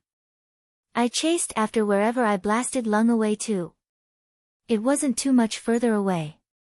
Damn it. I can't swim. Turns out, fire dragons aren't great swimmers. Lung was flailing his large body, struggling to stay afloat. I chuckled and snatched him by the neck with one of my tails. Then I dunked his scaly head into the ocean over and over, the rest of my tails smacking him repeatedly. He could barely fight back out here. He was nearly done for when I suddenly felt something approaching fast from the open ocean. Something big. I paused, letting Lung's limp body hang from my tail, and turned to face it. A blue and green sea monster rose from the water. Its glowing green eyes fixed on me as it glided closer, its humanoid form rippling with muscle and thick scales. Oh fuck. It's the Leviathan. Lung trembled weakly, shrinking down a bit as his energy drained. He tried to get away, but I held onto him firmly. "I don't know who you are," I growled at the monster, "but you're interrupting me teaching this villain a lesson." Scram. I channeled all of my young master energy while saying that word. Unfortunately, it either didn't hear me or didn't care. It closed the distance in seconds and threw a punch at my head. I blocked it easily with one of my tails, the force barely making me budge. The monster seemed shocked. Before it could react, I lunged my jaws forward and sank my teeth into its right arm. My jaws tore through thick skin and muscle until the limb ripped clean off. The monster let out a horrible mix of a roar and a scream. Nasty. I spat the gross, slimy limb into the water. I told you to fuck off, and now you found out. You want to find out again? The monster's glowing eyes suddenly filled with fear. Without another sound, it dove beneath the surface and swam away quickly before it disappeared. That's about what I figured. I scoffed and turned back to the shore, dragging Lung with me. I smacked him one last time with a tail for good measure. He went limp, his massive dragon form shrinking down to his normal human size. For a moment, I considered leaving him to drown, but the growing crowd on the shore made me reconsider. Some people were cheering, others looked shocked, and quite a few stared at me like I was some kind of monster. I shrank back into my human form, hefted Lung over my shoulder, and walked across the beach where I tossed him at Armsmaster, who stood near Alice for some reason. I hope we're not going to have a problem this time, I said to the hero. This was legitimate self-defense. Armsmaster's eyes darted to the melted tanker in the bay, then back to me. That was an accident. He sighed. No, we're not going to have any problems. He cuffed the unconscious Lung and added, I'll just be taking this guy to jail now. Good work with him, and the Leviathan, he said very nervously. I'm glad he decided to be more reasonable this time. I wrapped my arm back around Alice's shoulder as we started walking off. The crowd of people all immediately started parting for us as we headed back to my restaurant. I'm kind of hungry after all that. That ice cream sucked, how about I make you a real delicious homemade treat? I asked Alice. I'd like that. She chuckled before adding, so, are we going to talk about that weird sea monster randomly showing up while you were giving the dragon a swirly in the ocean? My life is weird sometimes. But I wouldn't trade it for anything. Chapter 36, PHO and Enchiladas. PHO message boards thread title, New Cape in Brockton Bay? Nine-tailed fox? WTF? Pinned comment, original poster, OP Bagrat, verified Cape Watcher. Okay, so there's a lot of chatter going around about some new cape in Brockton Bay. Here's what I've got so far. He's got fox-like features and opened some kind of restaurant on the pier called the Foxhole. He went on a date with a gorgeous redhead, seems to be parahuman adjacent, no solid info yet. He fought Lung. Yes, the Lung. Apparently, during the fight, he transformed into a 30-foot tall, nine-tailed fox monster. Leviathan showed up. Yes, Leviathan. No Endbringer alarms, no warning. But the fox guy not only held his own, he bit Leviathan's arm off. The Endbringer swam away. I'm still trying to piece this all together. Anyone else have info? User, make me squeal 05, verified lurker, you're telling me some random cape scared off Leviathan? No way. Bull. Fucking. Shit. Pics or it didn't happen. User, NeatFreak98 it totally happened dumbass. The crazy part is the guy who did this shit is some restaurant owning case 53 or some shit. User, Brockton scrub nanny the fuck. User, point_me_at_the_sky, verified cape, facts. I was at the Foxhole a couple of days ago. The food is amazing. Best I've ever had. The chef is crazy talented and super strong too. His little sister is like 10 years old and she's the one who pawned Hookwolf. That tells you how OP her big bro is gonna be. User, Brockton scrub wait, what? It's only for capes. Are you serious? User, point_me_at_the_sky, verified cape, also, sorry, normies, you're not getting in. The place is only for awesome, sexy heroes like me. User, Brockton scrub wait, what? It's only for capes. Are you serious? User, _me_at_the_sky, verified cape, completely serious. If you're not part of the cape scene, don't even bother. It's an exclusive place for the best of the best. User, noobcrusher69, verified villain, yo, glory girl. It's uber elite. We've been hearing about this fox guy. Any chance you could tell us his name? User, _me_at_the_sky, verified cape, nope. Can't do that without his permission. He doesn't even wear a mask or consider himself a cape, but I'm not spilling anything. User, noobcrusher69, verified villain, fair. But is he open to working with others? Like, we're thinking about doing a cooking podcast. Guy sounds like a natural. User, _me_at_the_sky, verified cape, I'll ask him, but don't hold your breath. He's got standards. User, Burrito King, verified lurker, still can't believe only capes get to eat at his place. That's bullshit. User, Bagrat, verified cape watcher, let's stay on topic, folks. We're here to discuss his powers in the crazy fight, not the restaurant's admission policy. User, all-seeing eye, verified lurker, I was on the pier when it happened. Lung went full dragon mode, wings and flames everywhere. The fox guy told him something like, time to show you who's boss. Then he turned into this massive golden fox with 9 tails.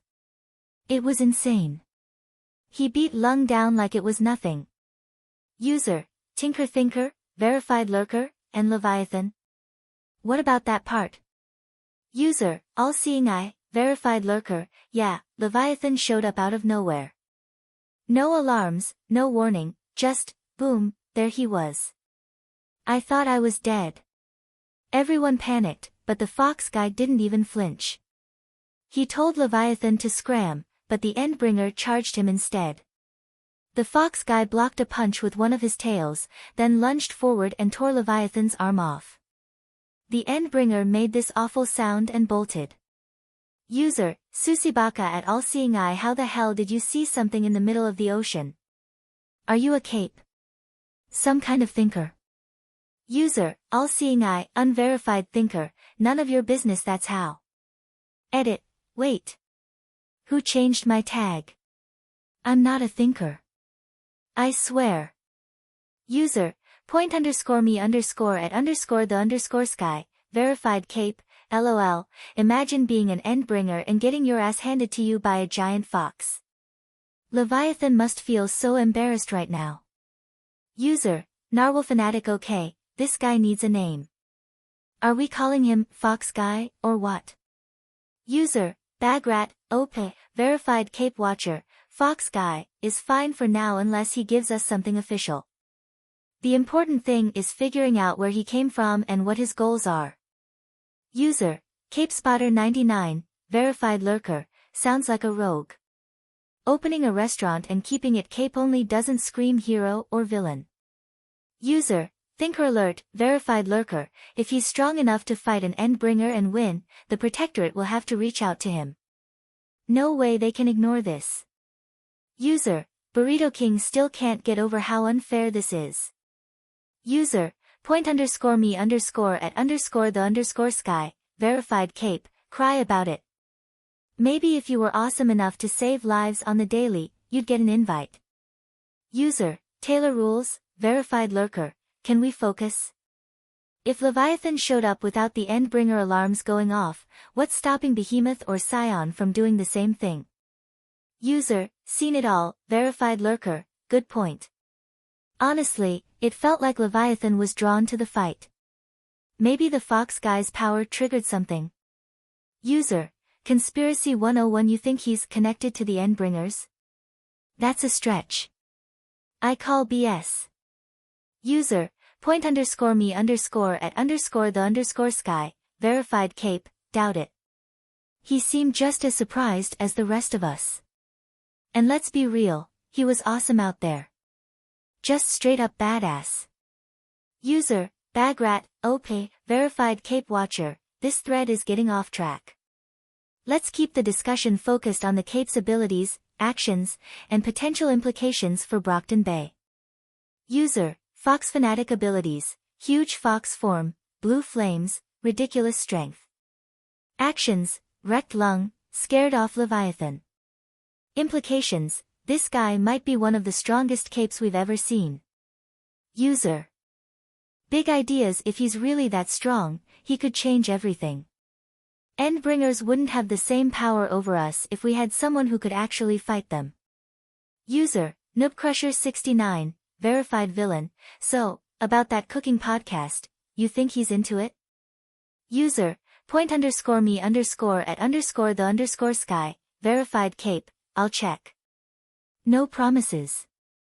Thread locked by moderator, reason, speculation regarding unidentified cape escalating.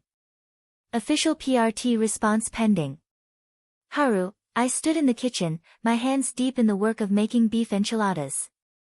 Mexican food wasn't something I made often, so I was taking my time with it.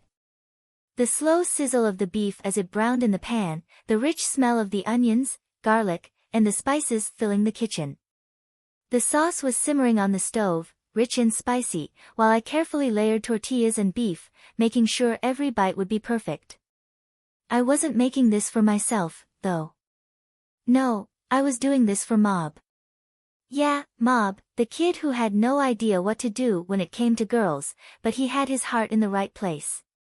He'd asked me to teach him how to make Mexican food because apparently, the girl he had a crush on had visited Mexico during her vacation and couldn't stop talking about how much the food there had impressed her. Mob had this idea that if he could make it for her, it might help win her over. Well, he was more just helping me cook while I made it for her, but he didn't have to tell her that. I couldn't help myself. I had to tease him a little. So, Mob, what about Tanya? I thought you liked her. Mob stamped his foot, his cheeks turning a deep red. No one told me Tanya liked girls. He muttered under his breath, looking like he was about to die from embarrassment. I couldn't help but laugh. I guess he must have noticed something about Tanya and Victoria sitting together all the time.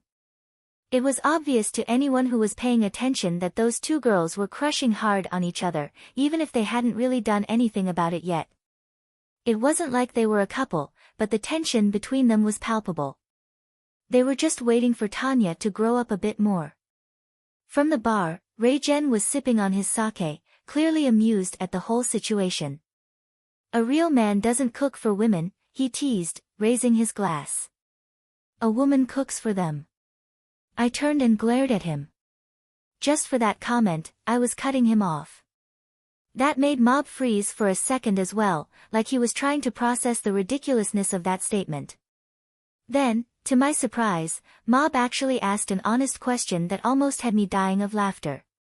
He turned to Ray-Jen and said, "When was the last time a woman cooked for you, master?" I think the answer to that was never.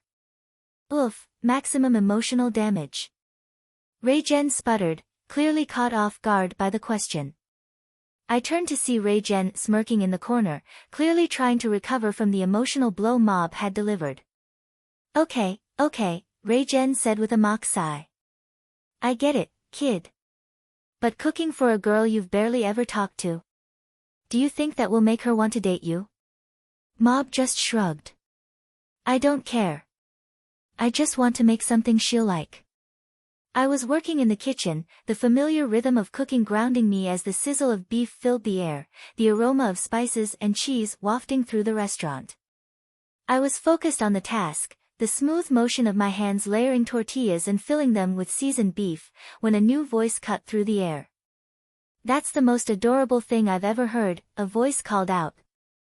I looked up, and there was Vicky, Glory Girl, the bright and loud superhero, walking into the foxhole with another girl in tow. This one looked nothing like her, but I could tell they were close, at least by the way they moved together.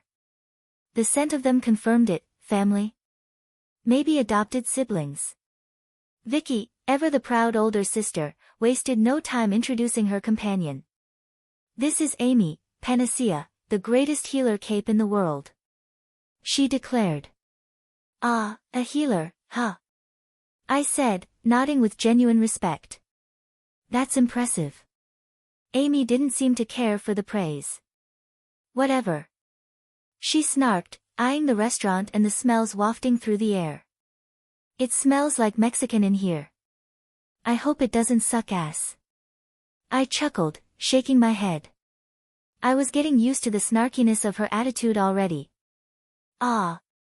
Mob piped up awkwardly, suddenly stepping forward with his hand held out to the two girls. I wanted Haru-san to teach me how to make enchiladas. His voice was timid, like he wasn't sure if this was the right moment to get involved in the conversation. Vicky immediately shook his hand, then Amy followed. But the moment her hand made contact with Mob's, she gasped, her expression changing from casual to shocked.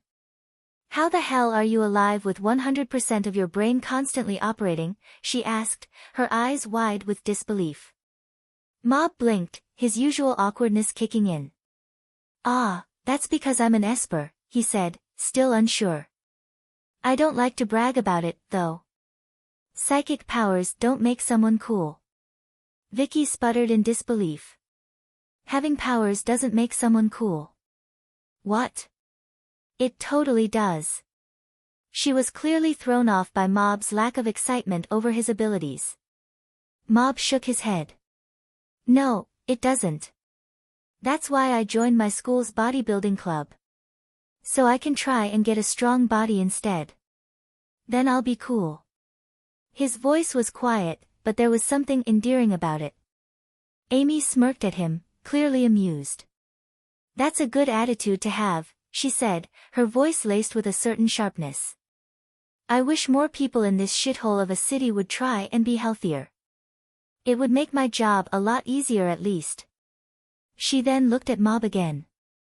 I could help you with that. I can alter your amino acids and protein contents to make it easier for you to build muscles. Mob shook his head firmly. No thanks. I want to do it on my own. I set the plates of enchiladas in front of Vicky and Amy, watching as they both took in the sight of the food. Amy, a little more reserved, didn't immediately dive in like Vicky.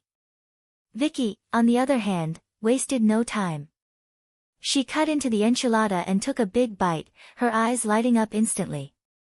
This is amazing, Haru, she exclaimed, grinning ear to ear. I was expecting good, but this is next level. Amy, still skeptical, raised an eyebrow but finally took a cautious bite. Her face didn't give much away at first, but after chewing, she gave a subtle nod of approval. Yeah, Amy muttered, her voice a little less guarded. I'll admit, you know what you're doing. I chuckled, leaning on the counter. You both have good taste. Amy snorted, clearly holding back a smile, but then her focus shifted back to the food. She took another bite, and for a moment, there was no more skepticism in her expression, just satisfaction. The two of them seemed to enjoy the food quite a bit, but I kept my eye on Mob, who was in the back kitchen, still busy wrapping up the extras in a Tupperware container for that girl. Vicky looked over at me, her mouth still full of food, and asked between bites, so, what's Mob's story? Mob's a good, hard-working middle school kid, and maybe the most powerful Esper I've ever seen. I shrugged. At least, the most powerful I've seen. Both of them stared at Mob in shock. He just waved at them casually from the kitchen, his blank expression not changing at all. It was hard to believe, given his small frame and the bowl-cut hair, but that was Mob. People like him, hell, even I sometimes, didn't look like much on the surface. But a smart person didn't judge someone by looks. At least, that's what I'd learned growing up in the supernatural world. After Vicky and Amy had polished off their plates of enchiladas, I grabbed the empty dishes and carried them back to the sink. Glad you two enjoyed it, I said, glancing over my shoulder. They'd practically licked the plates clean, which was always a good sign. Vicky leaned against the counter, watching me. Hey, Haru, have you checked Picho lately? I frowned, pausing mid-rinse. Pho. What's that? Some kind of soup. Amy let out a short laugh. No, it's a lame site where capes and their obsessive fans can chat, post conspiracy theories, or just throw out racist comments. Basically, internet garbage. Vicky spun around to glare at her sister. It is not garbage. It's a great site with good admins and tons of useful information. You're just too cynical to appreciate it. Amy rolled her eyes. Yeah, sure. A bastion of quality discourse and not a cesspool. Totally. Ignoring her sister's sarcasm, Vicky turned back to me. Anyway, I saw something on there earlier. Apparently, some villains want you to do a cooking podcast or something stupid like that. I laughed and shook my head. A podcast? Yeah, I'm not interested. Especially not with villains. Sounds like a waste of time. Figured as much, Vicky said with a shrug. They're losers anyway. She smirked after a moment, then added, but you should be thanking me. For what? I asked, raising an eyebrow. For making sure your restaurant doesn't get swarmed by normies, she said with a triumphant grin. I posted online that only capes are allowed in the foxhole. I froze, my expression tightening a bit. You, what? Vicky's grin faltered slightly. What? It's not a big deal. You don't want every random off the street coming in here, right? When I started this place, I said, setting down the plate a little harder than necessary, I wanted it to be open for everyone. Amy snorted from her seat. Yeah, and if she hadn't done that, you'd have half the city barging in. Fanboys trying to meet the fox guy, homeless drug addicts looking for a warm spot to crash, and wannabe capes hoping to pick your brain. This place would be trashed in less than a week. I rubbed the back of my neck, frowning. That does sound not great. Exactly, Amy said, gesturing at Vicky. For once, she actually had a good idea. Vicky preened smugly, leaning back with a satisfied look. See? You should be thanking me. I saved your ass. All right, I said, sighing. Thanks, Vicky. I appreciate it. After cleaning up, Amy looked at me from her spot at the counter, her head tilted slightly. So, Haru, does this restaurant actually connect to other worlds, or is my sister just full of shit? Vicky gasped, turning to her with an offended pout. Amy. I'm not full of shit. I couldn't help but laugh at Amy's bluntness, which only made Vicky's pout deepen.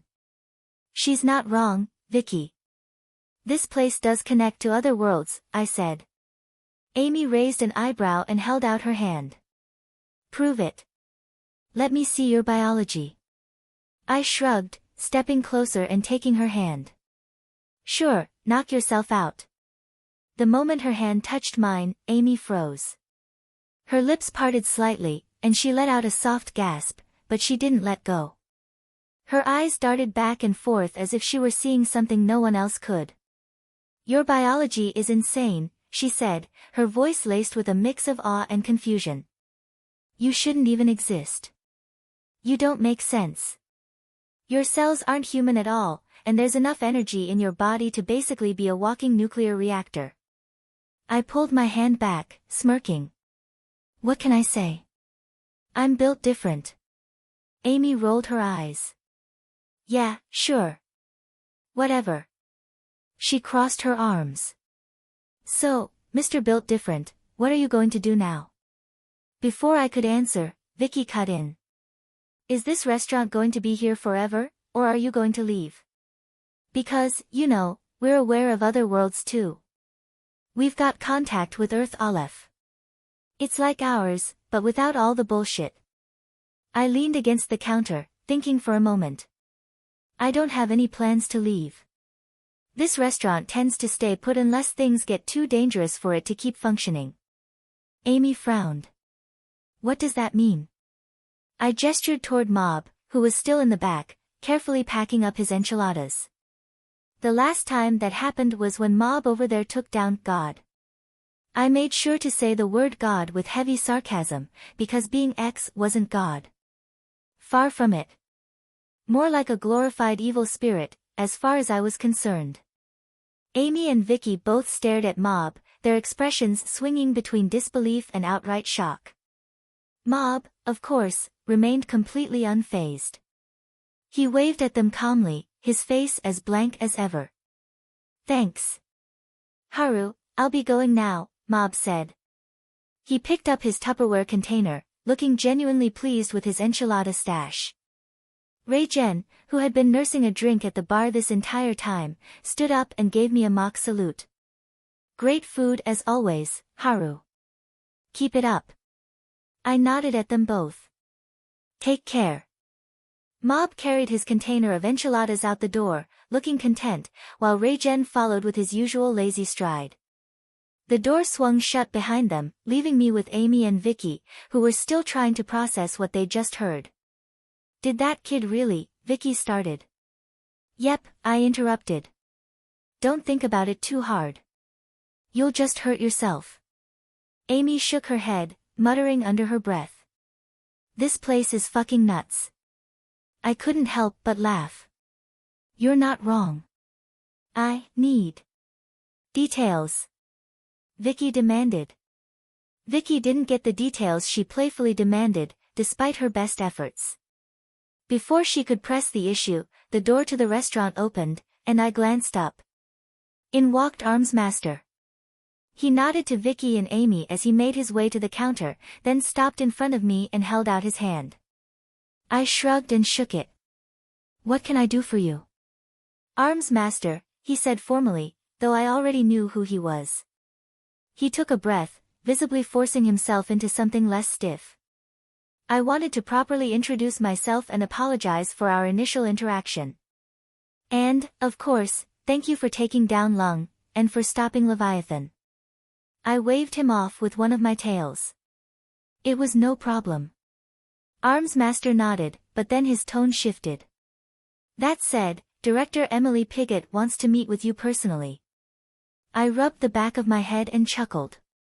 You know, I keep getting all these important people inviting me to meetings, and then I just don't go to them. Vicky laughed at that, clearly amused, while Amy just stared at me like I'd grown an extra head. I wasn't lying, though. I'd even blown off a meeting with a legit king once. That had been the king of the Rias kingdom in Ain's world. Gazef, being the good buddy he was, had wanted me to meet the guy. But then Ain's had said he'd take care of it, and, well, I left it to him. Seemed easier that way. Ha! Skeletor. The nickname always made me grin. Armsmaster's jaw dropped slightly as he processed that. You forgot a meeting, with a king? Yeah, I said casually. It happens. Armsmaster recovered enough to close his mouth and clear his throat. I hope you don't blow off this meeting. The entire world has its eyes on Brockton Bay right now, or, more specifically, on you and your restaurant. The air grew heavier for a moment. Armsmaster leaned forward slightly. The sooner you can come to Protectorate HQ, the better. I was about to answer when the door slammed open. And a massive figure stomped inside. A Krogan. The floor creaked under his weight. Armsmaster instinctively tensed, his hand reaching for his weapon but hesitated. Wrex. What's going on, big guy? I called out, already reaching for the shelves behind the counter. I started mixing the unholy cocktail of booze he loved, only a Krogan could handle it without immediately dying. Wrex made his way to the counter, his heavy steps making the floor groan. He nodded at the three humans staring at him like they'd just seen Bigfoot stroll in for brunch. You all look like you've never seen a Krogan before or something. Amy blinked. We haven't. I have no idea what's going on right now, Armsmaster muttered, his hands still twitching near his holster. I sighed, deciding to rip the bandage off quickly. Okay, short version, I'm from another Earth, and this restaurant connects to a bunch of different worlds. That about sums it up. Oh, and Wrex here. He's an alien. Though he probably thinks we're the aliens. Wrex chuckled as he grabbed the drink I slid to him. He chugged it in one go and slammed the glass down. That I do, he said with a grin. I have no idea how humans became the dominant species on your world when you're all so soft and squishy, he said to the three of them. Guns, I said simply. They loved their guns. Wrex laughed, the sound deep and rumbling, and downed his second drink. Yep. Guns are awesome.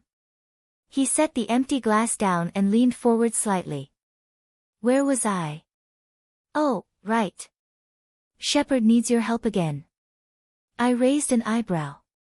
What happened this time? She's, trapped on the moon, Wrex said, rubbing the back of his head. Apparently, the dumb humans were secretly making an AI up there. It gained sentience, killed everyone, and now Shepard's pinned down after going on a mission to stop it. Her landing craft's damaged, and half her squad's knocked out. So, you coming? What? Armsmaster blurted, looking between us like we'd all lost our minds. AI? Trapped on the moon. Wrex turned to Armsmaster, looking him up and down with a critical, appraising eye. You look like a warrior. Is that armor made for fighting in space? Armsmaster blinked, clearly caught off guard by the question. It is, but I've never actually tested it out. Wrex chuckled, the sound deep and gravelly, before giving Armsmaster a hearty pat on the shoulder. The sheer force of it sent the armored man stumbling a step back. No time like the present. Wrex declared with a toothy grin. I want to go fight some AI on the moon. Glory Girl whined, practically bouncing on her heels. That sounds so freaking awesome. Vicky, Amy cut in dryly, you would suffocate and die. Vicky's excitement didn't falter for even a second. Instead, she spun toward her sister, clasping her hands together in an exaggerated plea. Unless, you modify my lungs so I can breathe in space. Come on, Amy, you can do that, right? Please.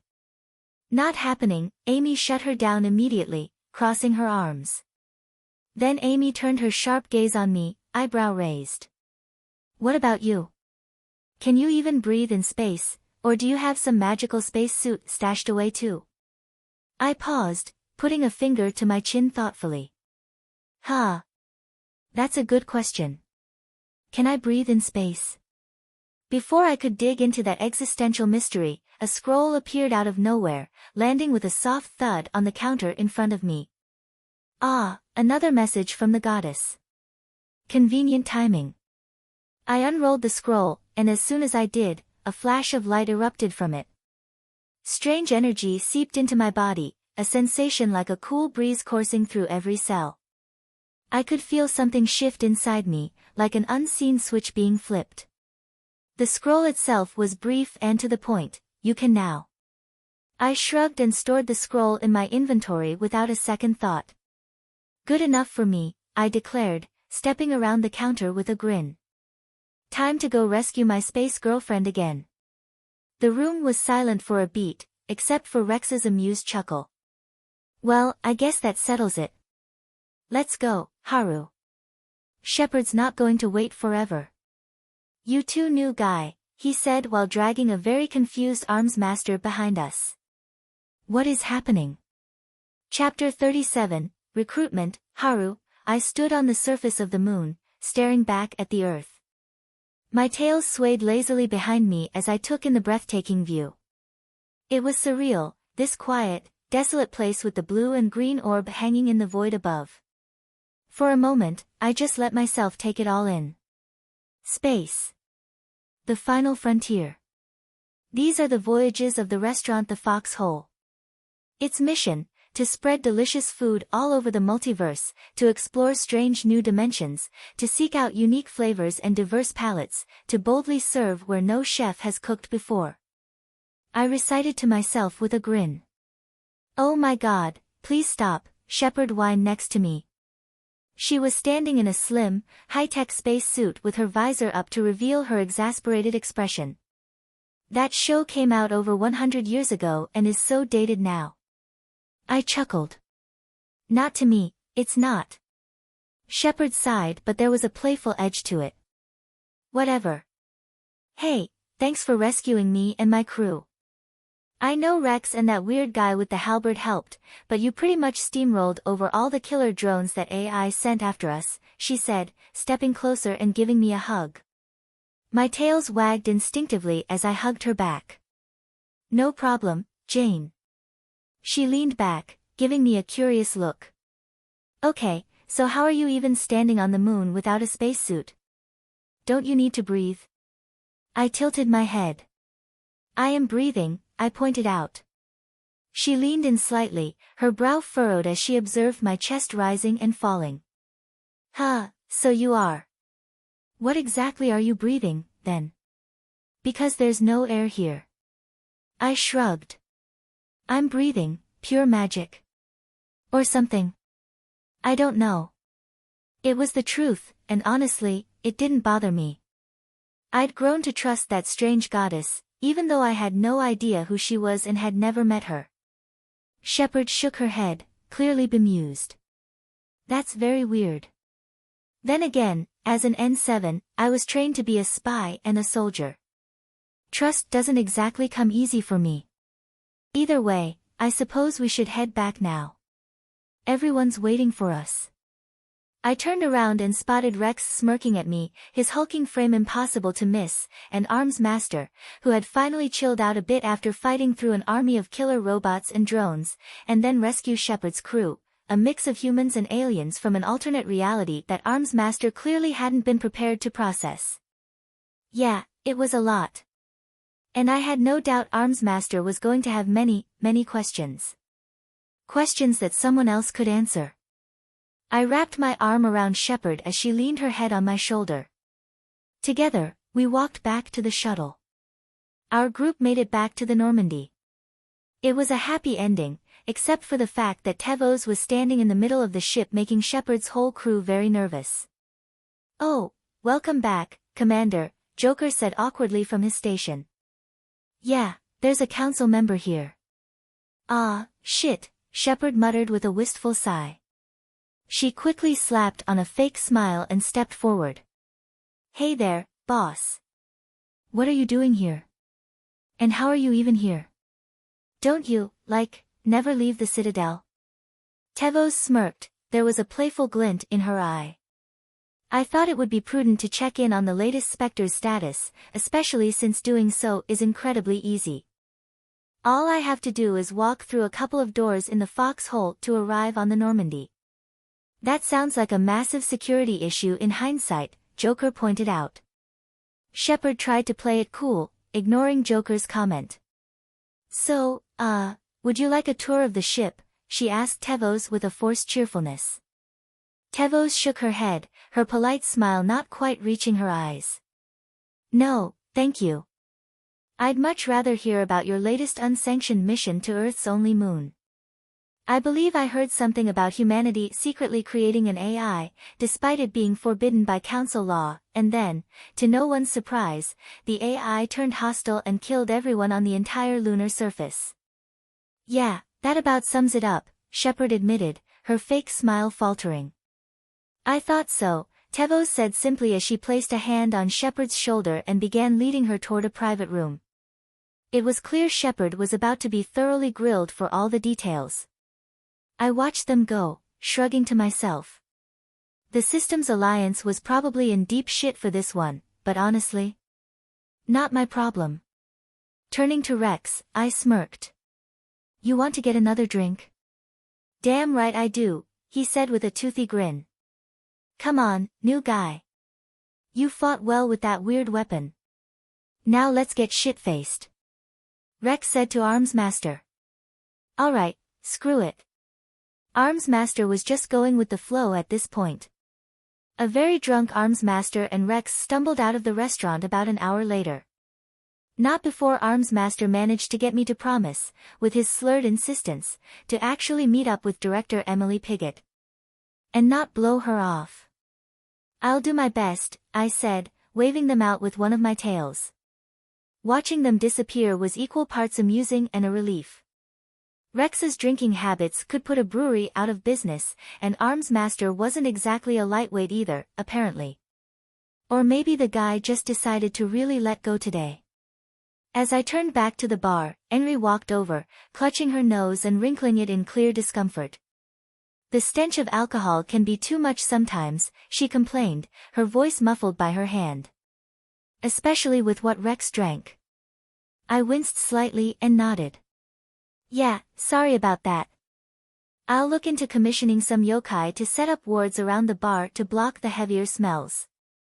I'm used to it, but you're right, some customers probably aren't. Glancing over at Alice, who was sitting quietly at one of the tables, I called out, "What about you? Does the smell bother you?" She shrugged, looking up lazily. Not really. I've been pretty much nose-blind my whole life, which, granted, hasn't been very long. You know, clone and all. But considering I came from a world filled with rotten zombies walking around, this is nothing. I chuckled softly. Fair enough. Before the conversation could go any further, the door to the restaurant swung open, and in walked Rias and Kunou. They were dressed in their signature Kunou Academy uniforms, the ones with the ridiculously short skirts that somehow never seemed to bother either of them. Rias felt a wave of happiness wash over her as she stepped into the restaurant and saw her handsome fiancé. The sight of Haru leaning casually against the bar with a smile directed at her made the stress of her day melt away, at least a little. Ugh, she muttered under her breath. Why had she thought attending a human school in Japan was a good idea? Japanese people went to school 6 days a week. 6. That was way too much. It had looked so much more fun in the anime. Back then, she'd imagined herself living out carefree school days filled with all kinds of tropes. In reality, all she got was exhaustion and relentless assignments. And now that she no longer had the excuse of the stress of being forced to marry Riser, there was no way to avoid the expectations being piled on her. She'd gotten what she wanted, after all. Her parents and older brother now expected her to attend classes seriously, maintain decent grades, and ensure the rest of her peerage did the same. Some might think a human education was useless in the underworld, but that was becoming less true with every passing year. Human advancements in math and technology were outpacing anything most devils had ever anticipated. Outside of a few institutions run by a juka, the underworld's education systems were falling behind, and more noble devil families were following the Gremory and Citri leads by sending their children to the human world for schooling. A few days ago, Rias had even received a letter asking if Revel Phoenix could attend Kunou Academy. Personally, she didn't mind the idea. Revel seemed polite and intelligent enough, and she had no real problem with the girl. Of course, that was on the strict condition that her obnoxious brother didn't dare to show up. If he did, well, Rias figured she'd have to make sure he regretted it. After all, she wasn't the same person she'd been during that ridiculous engagement. She'd been training after school with her brother every few days, and slowly but surely, she was getting stronger. Rias noticed that Kunou was the first to reach the bar. Her queen and practically a sister to her wasted no time leaning forward, her eyes glinting mischievously as she fixed Haru with a sultry smile. Haru, Kunou purred, do you know what you and a cucumber have in common? No. Haru replied. I would love to have both inside me. Kunou grinned. Haru's face immediately turned a deep shade of red, his composure shattered as he sputtered incoherently. What? Kunou. Nearby, Enri-chan gasped, clutching her cheeks. Wawa. Meanwhile, Alice, sitting in a booth, glared daggers at Kunou. This audacious little slut. She muttered. Kunou, of course, just grinned at everyone's reactions. Rias sighed, crossing her arms. Kunou, dial down your thirst, please. Need I remind you that Haru is my fiancé? And my boyfriend too, Alice spoke up, her tone sharper as she looked directly at Kunou.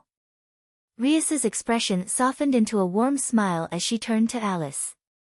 Oh. So it finally happened. Congratulations, Alice. I told you those meetings were a good thing. Alice rolled her eyes but couldn't hide the slight smile tugging at her lips. Thanks, she muttered playfully. Akino pouted dramatically, throwing her arms up. How am I supposed to be Haru's slutty mistress if I don't ever get any opportunities to flirt with him? Rias deadpanned, her voice flat. Considering we're going to be together for tens of thousands of years, you'll have plenty of time. Akino giggled but stepped back, satisfied for now. Meanwhile, Rias turned her attention to Haru. She took a deep breath before throwing her arms up in the air dramatically. I need your help, Haru. I'm failing as an otaku and need to correct the situation immediately. Haru seemed amused by her theatrics, a small smile playing at the corner of his lips. What's wrong?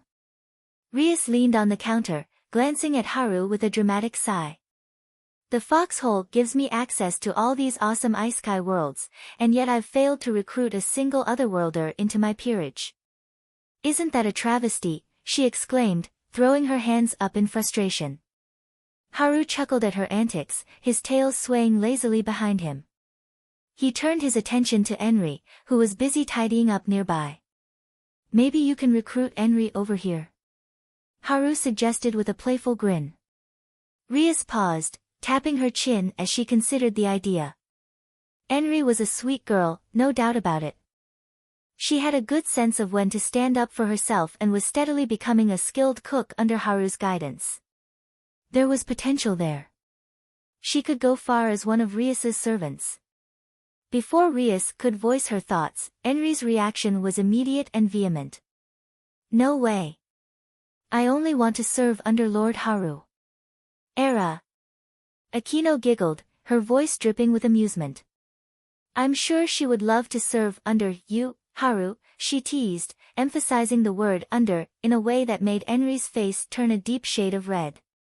Rias sighed and glanced at Haru, who looked mildly exasperated by Akino's comment. Are you going to use the right on her? Rias asked. I figured you'd be doing it with your human lovers eventually too. The right? Enri tilted her head in confusion. Alice, seated nearby, also looked curious. Haru scratched his cheek awkwardly. I hadn't really thought about it, but I figure I'll have to at some point. We've got years, though, if nothing else comes up, so I'm not worried. Rias shrugged, her curiosity sated for now, as Akino took it upon herself to explain the rite to the two curious girls. Basically, Akino began, the rite is a ritual that yokai with incredibly long lives, or immortal ones like Haru's kind, use when they have mortal partners. It ties the person's lifespan to the yokais. The human becomes ageless but not unkillable. They're still completely normal, just someone who doesn't grow old or get sick anymore. Haru nodded in agreement. My stepfather underwent the rite, he said, his voice quieter now. After that, he and my mother had Kunou. He paused, his expression darkening slightly. Unfortunately, my stepfather. Haru trailed off, unable to finish the thought. Rias reached across the counter and grabbed his hand, squeezing it gently to console him. She didn't know much about Haru's stepfather, almost no one did outside the yokai community, but from the few things Haru had mentioned, it was clear the man had been a good person. A silence settled over the group for a moment, before Rias got them back on topic. Rias told Haru that she wanted to recruit a genuine ninja into her peerage. Even if Naruto and Naruto said no. Rias wasn't going to give up so easily. Her inner otaku would not allow it. Haru, and that's how Rias and I ended up walking around the Leaf Village on what could only be described as a recruitment trip/date. Judging by the way she was tightly hanging off my arm, pressing her impressive assets against my side, it definitely looked more like the ladder to the villagers we passed. Some muttered under their breath as we walked by. Disgusting monster. One villager whispered. How can that girl be so shameless snuggling up against such a creature? Why does the freak get such a hot girl? Another grumbled in jealousy. Others didn't bother muttering. Their looks of disgust at my fox-like features said enough. I ignored them. It wasn't the first time I'd been stared at like that, and it sure as hell wouldn't be the last. I glanced down at Rias as we strolled through the village. So, do you have any idea who you're looking to recruit? She turned her head to look up at me, her cheeks tinged with a faint blush. I didn't think that far ahead, she admitted cutely. I shrugged, smirking a little. That's fine. While you're thinking about it, I've got a personal errand to take care of. I need to visit the dog clan. The Inuzuka? Rias tilted her head curiously. How come? Kunou has a new puppy now. It's a golden retriever. He's an energetic and friendly little guy. Training him isn't too hard since we can literally talk to him, but he sheds everywhere. That's just his biology, I explained. I was wondering if the Inuzuka might have a remedy for that. Their dogs can't exactly shed during missions, right? That would leave a trail behind. Smart thinking, Rias said with a nod. I'm not really interested in recruiting an Inuzuka, though. I'd have to use a peerage piece on their dogs too, but I'd still love to see their compound. As we wandered further into the village, I stopped a random Chunin who was eyeing us both suspiciously, but eventually gave us the directions. I thanked him, and Rias and I continued on our way, ignoring the Chunin's lingering stare as we left. Something about it didn't sit right with my instincts, but the guy didn't try anything, so I figured it was fine for the time being. Jan had no name. He was just a number. A tool crafted to serve his master. After the target, the owner of the strange, impenetrable restaurant, began heading towards his destination. Jan moved quickly. He darted towards the nearest manhole, opened it, and dove inside. Beneath the bustling streets of the Leaf Village lay the true power of the village, the heart of the organization known as Root. Reaching into his pack, Jan slipped on a blank white mask. He had shown his real face to the target because the reports indicated that the foxman known as Haru was highly skilled with illusions, and a basic transformation jutsu wouldn't fool him. It was of no concern, no one in the village knew Jan's face anyway. He had been a member of Root ever since he was a baby. Serving the village and Lord Danzo was his only purpose. Jan moved swiftly through the underground tunnels, his steps silent and precise. He arrived at a wall adorned with hidden seals. Placing his hand on the wall, he pulsed his chakra in a specific pattern, a password known only to members of Root. The wall slid open, and Jan slipped inside before it sealed shut again with a soft thud. Inside, Root agents stood or sat in silence, waiting. Their blank masks and stiff postures were a reflection of the unyielding discipline of their organization. No one en route had free time or leisure. They were either on an assignment or waiting for one to be assigned. Jan nodded at his fellow operatives as he passed, his expression hidden beneath his mask. Reaching the most secure part of the hidden base, Jan stopped in front of a heavy door and knocked firmly. "Lord Danzo," he called out, his voice steady and devoid of emotion. "The target is on the move through the village, heading towards the Inuzuka compound. He is not accompanied by the Jinchuriki at this time, and the Hokage does not yet know he is wandering the village." The door creaked open, and Jan stepped inside. Lord Danzo stood at the center of the room, his one visible eye sharp and calculating. For a moment, a rare grin appeared on Danzo's face, a sight so unusual it made Jan pause internally. "Excellent work, Jan," Danzo said, his tone betraying a hint of satisfaction. "Go and mobilize all available forces. We will make a move on the target and subdue him. All of his secrets will finally belong to us." Jan bowed deeply. "As you command, Lord Danzo."